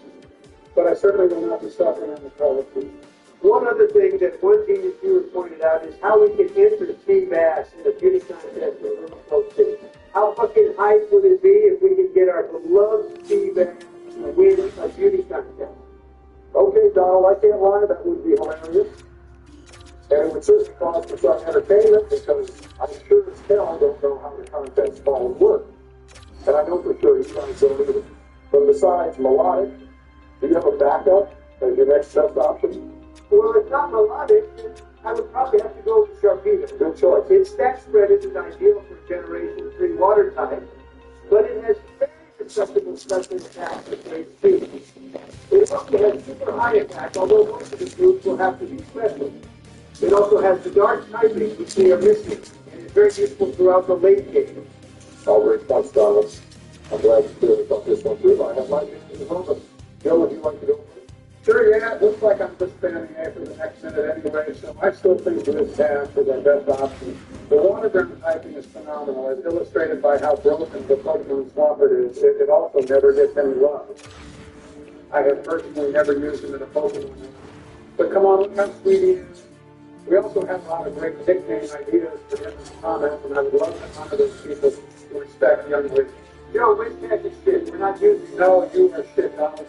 Whiskas gets earthquakes naturally at a decently early level, and also we are surf and ice cream. Oh yes, that base like 75 is active. It's special effects is really good to spot anymore than else. Okay, guys. It's underwhelmed in terms of the back power and reach, but it makes up for it. It's above average plus it's incredible height. Anyone else have in mind besides Woody? Personally, I really like the environment. It hits really hard, and it's super painful. The ice type is also super powerful and can be our best option against the dragon doing the elite score. That being said, I think water ranging has a similar problem as my life in terms of lower impression calories.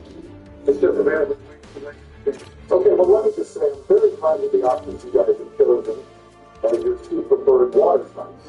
They match up well with my two. I agree that mylotic and wellness are not the most practical to use in this playthrough, but the other two are both good options. My preferred Pokemon are Whiskas and Sharpedo. Oh, gee. Well, how are we going to decide between those two then? Because obviously I want the Sharpedo and Joe wants the Whiskas. To be completely honest, Al, I'm not entirely sure. What the hell is this? I need a secret code to open the door? Yeah, just look around for a minute. You'll find it on the floor. Yeah, I think I see it. Anyway, yeah, I really don't want to be the one to decide on it. Plus, I don't really care. I'm cool with these. I think they both feel great roles on our team. We'll come back to it because it should take us like 40 minutes on it before we get on it. All right, that's fine with me. Joe, we're going to have to come back to it, but I'm warning you, I'm going to be pretty stubborn about this because Whiskas like that. Whatever dollar up, so I'm guessing this is your mail, so I won't open it. I'll leave it in the bag. Good one, Joe. I'm warning you, very pleasant. If you figured out how to get past the other one of the puzzle pieces that's still in this game yet, I'm sure the cubes are on their toes waiting to see if you can do it. Yeah, I didn't know I was looking for an active investigator. All right, well, that should took like 4 minutes. I hope the editor didn't make the views last time. Now, we got too much shit to get through today, Joe. Viewers, we're going to be editing for a good handful of battles today, so I'm sure we can progress the story decently. Let us know in the comments if you are okay with that, or if you would prefer to continue to slow things down in the future. All right, Freed, you made it through your trick house. Now, please disband this corrupt facility, or I will personally call in the special forces to take it down. Ooh, a piece of candy. Never mind, good sir. You have a nice day, and best of luck with the Joe, you ADHD fuck, just get us out of the trick house already. We haven't made any actual progress in the story today. Okay, John, first of all, I spent like 20 minutes training up our team before you guys got on the call today. And I'm the only one here that didn't want to go into the trick house in the first place. So don't give me that shit. All right. You know what, Joe? For once you have a point, my bad. All good, DC. Practice on the corner. Let's get it. Most days for practice. So I think it's the thing that's off. It's a green bar. Release the drop there. They give everything every pair. It's a single stroke. That's the best game you get. All right, the team is healed up. Time to continue on. Looks like we got a quick trainer battle to take care of here. I gotta say, for such a tiny little Pokemon type, it's really handy to these guys. Well, he undeniably has the best moveset of everyone on the team, with decent stats as well as ground coverage and strong run type attack. Also, a steel type of high defense is incredibly broken early game. A lot of the Pokemon we come across are simply scaling physical, normal moves. It would be great if that ground cover we're talking about was actually decent move. Mud Slash is like the worst ground move in the game. Yeah, even a 4-time sweet spit couldn't kill. That's crazy. I also even put the soft sand on the back of the Pokemon Center. A 4-time super effective held item boosted critical hit failed to kill. I don't think we will ever see that one again in our lives. Regardless, it would be nice to have against Watson's Magneton, who I would argue is his most threatening Pokemon. Okay, you guys keep talking about Watson. Why exactly are we so scared of him? I remember the third gym action being pretty easy in Ruby. What's I missing here? Well, Joe, Benny was playing that Watson is a bit of a pushover if you have the right Pokemon, but a complete wall if you don't. If you pick Torchic or Mudchip, things get free. So because you don't have anything like that or anyone that can do a lot of damage, your Pokemon can downright mollywop us. Okay, Joe, why would you say it like that? All that is true, but also Joe. Watson's team is much different in Emerald than it is in Ruby and Sapphire. In Ruby and Sapphire, he only has 3 Pokemon with his only threat being the Magneton. But in Emerald, he has 4, including both his Magneton and the Nexus being able to do a lot of damage. He also has an exploding bolt form that can take out a team member of the team if he is careful. All right. I guess it was easy in the past because I usually had a hard stomp or a combustion to deal with the magnetron previously, so I guess that makes sense. See, all that being said, we need not to worry, because I will be handling it myself. Donald, you got your ass torn apart last episode by Pokemon challenges because of your apparent lack of Pokemon knowledge. Against one of the easiest gym leaders, might I Oh, ring my nuts, Barack. I only had you switch to Titan so we could get some experience. If this were at all serious, obviously, I would never have done that in the first place. Oh, Donald, just have some humility for once and lose the pride. You totally goofed on how Stern works. I tried defending you during the time because that Janet guy seemed like a prick. But now I don't care about being on your side. Oh, whatever, Joe. It's a good thing you healed up our Pokemon because I know for a fact you're going to cream your pants in like 2 seconds. What do you mean by that? What do you mean? Fire is no warning. You aren't supposed to be a warning to 10-year-old girl. Oh, maybe I can't do it. Just walk up to the village. Fuck the Italian now, Joe. Just put it in your pants and pretend it's a normal Pokemon battle. Easier said than done, no? No, it's really done. All right, Joe, I don't really know what to say anymore, but I feel like this is one of those sort of situations where if I just kind of start to ignore it, maybe it'll slow it. I may be trusting, but at the end of the day, I'm still a goddamn Pokemon master. I hope they never win for them. This battle shouldn't be too difficult, all things considered. Oh, that's pretty critical, though, because I'm hard for doing it. Isn't it supposed to be like one of the hardest fights in the game, like some metric for rock? Yeah, well, technically, in the speed runs of Ruby, Sapphire, and Emerald, this fight is arguably the hardest fight in the game. What the hell is what? It's a wing zone. Well, in the speed run, you always choose button here. So you have to leave with your march stop here and set it up with Peptide. If the wing zone confuses you or growls you during your multiple turn setup, you pretty much have to restart. And then the go-around can still mess you up. It's just a unforgiving fighting all around. The popular speedrunner works called it the hardest fight in any Pokemon speed. Okay, Brock, calm down. You're seriously boring with you. But don't worry, I'll get the retention rate back up with the 6 games that I watched this season. Damn, Joe, you're really just going to sack off Ruby like that? That's totally fair. Vince, who said anything about sacking? This is what I call the pro gamer. Thoughts on this? Pokemon challenge? Sorry, that was actually sort of 5 minutes. All right, and now I'll flip into Mango and kill him. Let's go. That was a terrible mistake. Calm down, Mango. It's fine. See what I say. Jesus feels on it was incredibly lucky with this broke through and got the double dip off and could easily kill us since we are so incredibly frail. And we have no one else that can do much damage. Oh my God, Mango is so busted. You got to keep talking about speedrun this, speedrun that. This fight is so hard, wow. But if I remember correctly, Donald, you lost a Pokemon to me last time, and I am coming out here for Joe, you got unbelievable that's luck. why they will only ever like me, as I am the only true Pokemon master in this call. Joe, I can't believe that you actually just tried to fight it. You did an insane run. Utilizing undeniable qualities and games into an argument of how Maple kids are like you more than she is like us. You are an idiot. Damn, Joe, it really beat your people. How does that make you feel? I don't know, Donald, as I didn't exactly follow the rock on my computer.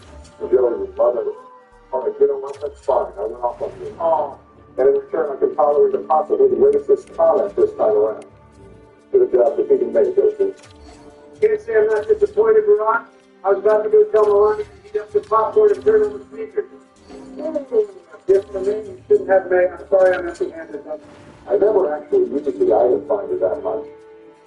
It's cool with like Gen 4 and stuff, and you can just have it on perpetually on the bottom screen, but in Gen 3, I hate having to pull it out and actually trace the steps and all that shit. No, do not. Never seems worth it for like a glitch ball and It works like that. I swear sometimes I feel like I'm just talking into a brick wall. Honestly, that was super helpful. We need to find the, wait, hold on, I forgot. Oh my God, Joe, the rock band. We need to find the rock band too. Speaking of rock, what is going on with some of the contacts here? Hard to rock? Yeah, these are dumb as hell. The guy is found unreliable once he literally disappeared from town and didn't even help his wife and 10-year-old child move into a new home. Joe, please just hang up the phone with the crack addict, please. Nothing good will come out of that. We need to just move on with the story. We have a lot of training ahead of us. Honestly, he also gave some good information about the different fights. Yeah, except Joe, we know all of that. And so do like 99% of the viewers So we don't need to call every person in our contact list for the smallest tidbit of information that we already know between the three of us. All right, well, Brock, fine. I won't call people anymore, but I have a feeling this is going to be like the JoJo game where someone is going to be calling us all the time. Yet another downfall of generation two, the constant spamming on the phone. Like, I don't need Hiker Anthony calling me every 45 seconds to tell me that there's a bunch of dumb sparks fucking in a tunnel somewhere. Okay, well, first of all, Donald, I don't see how you won't appreciate that information. I'm sure you don't. But secondly, and more importantly, people calling you because the only way to get some important items like evolution stones. The thing about hair is, even if it starts here, it doesn't hit it, but it's what the people throw. Anyway, yeah, that's a cool little way of rewarding players for utilizing the new mechanics in the game. Yeah, but Joe, oh god damn it. Anyway, yeah, but Joe, you only get stuff like 1 in every 100 phone calls. It's not even worth it. More of a nuisance than anything else. Honestly, you're just going to have to agree to disagree on this one. Anyway, good job getting us to the small village city, Joe. There's a few things in this city to take care of real quick. Just make sure to go into every house here. All right, there's the point case. Thank you very much, kindly. A whole point case for a piece of mail seems like a ripoff. This place would never survive in capitalist America. Good thing she doesn't have to, Donald. We're going to get a lot of mileage off that point case. We can buy points from the game for us, we can turn into some of the most useful items in the game for us. You mean like the blood tips and all that stuff I agreed to after you do. Hey, Joe, look, it's the new smashing, man. How do you feel about that? Fuck off, Donald. He's not smashing, man. Please don't talk like that about my queen. First of all, Rose Donald. Secondly, no Joe, we are not using our coins to buy dolls. The coins can be used to buy the best PMs in the game, namely Thunderbolt, Ice Beam, Flamethrower, and Psychic, if I remember correctly. It's always a little different between the Pokemon games. Okay, but we're still going to buy the dolls for a base. I'm making one in the future for sure. Okay, you have fun with that. I won't be joining you. I don't give a shit about the base. Also, what the hell is wrong with that dude in the corner? Why does he look like that? Okay, this chick is freaked out. Let's see what he's all about. Who's the storyteller? I'm intrigued. Oh, what the hell are they showing us? Yeah, this is like talking to the homeless dude outside 7-Eleven. Oh, yeah. Jesus, Joe, come on, we got shit to do. It's only like 10 minutes left in the episode. All right, I'll keep it brief. This one time I was watching TV, and all of a sudden I heard a loud banging on my front door. So I went to check on it, and there was no one at the door, just an envelope on the doormat. So I brought the envelope back in and opened it up.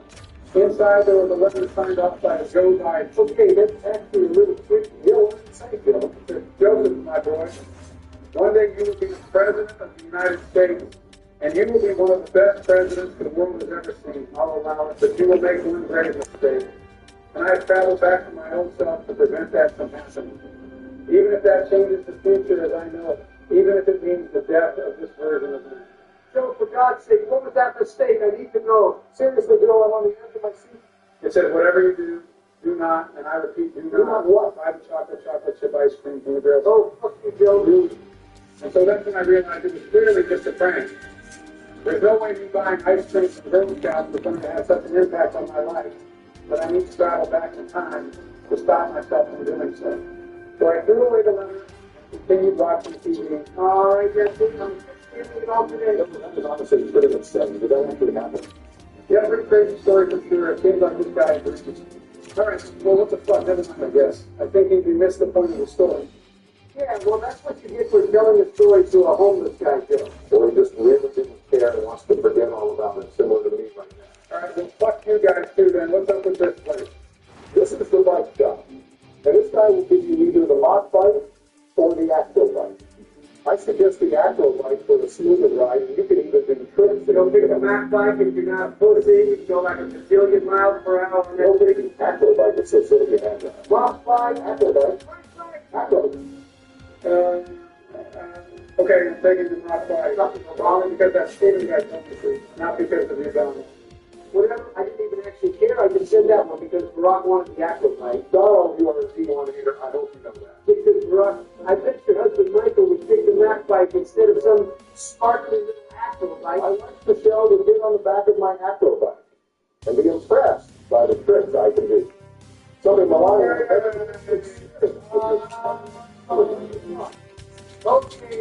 sorry, Obama. I'm sure whatever, but you know, what the hell is that? Sorry guys, I got carried away by using the speed up button with the Mac bike because it was essentially Anyway, what? It's the Make-A-Wish kid. Joe, makes you think he's a Make-A-Wish kid. Well, there's a lore that he has some grave disease or something.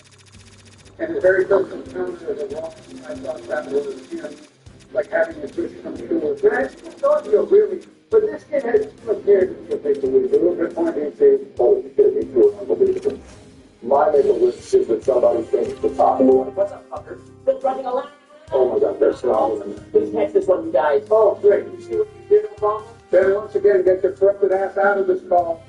This is literally the same wrong you framed over last time, and we cannot catch it. Okay, well, let's say, hypothetically speaking, I send over the catch enemy trainer action replay code. Would you then hypothetically catch this wrong? No, Ben, now fuck out of here. Jesus, you guys are so lame. I guarantee you approximately 93% of your viewers want you to use a Gardevoir. Well, the viewers can lick my nuts, Ben. Now, if you're so smart, what is the country of Italy shaped like? Well, Donald, the millions of years of tectonic plate movement has caused the Republic of Italy to mold into a boot-shaped peninsula. Wow, fuck man. Good shit, though, pulling up the PlayStation 3 boots. Very cultured of you. Thanks, boys. Yeah, there's a time and place for everything. Joe, what's the plan now that the kid is available to us?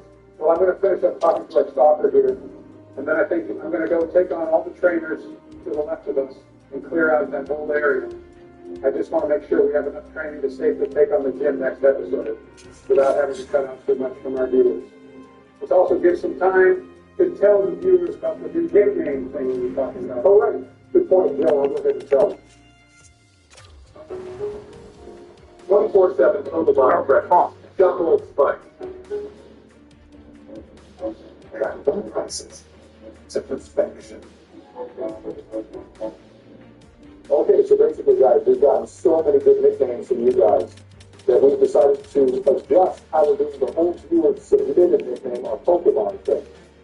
Basically, Bill Donald and I are still going to decide on which Pokemon to enter a team, but we're going to make it so guys guess which Pokemon that is correctly. We will throw that nickname onto the wheel and spin when we get it. So guess we will get in a Wolverine and you name it Blubber. Then we will throw Blubber on the wheel and the reaction go and catch a steal. So keep guessing specific Pokemon. That way we don't just throw a family nickname on a wheel.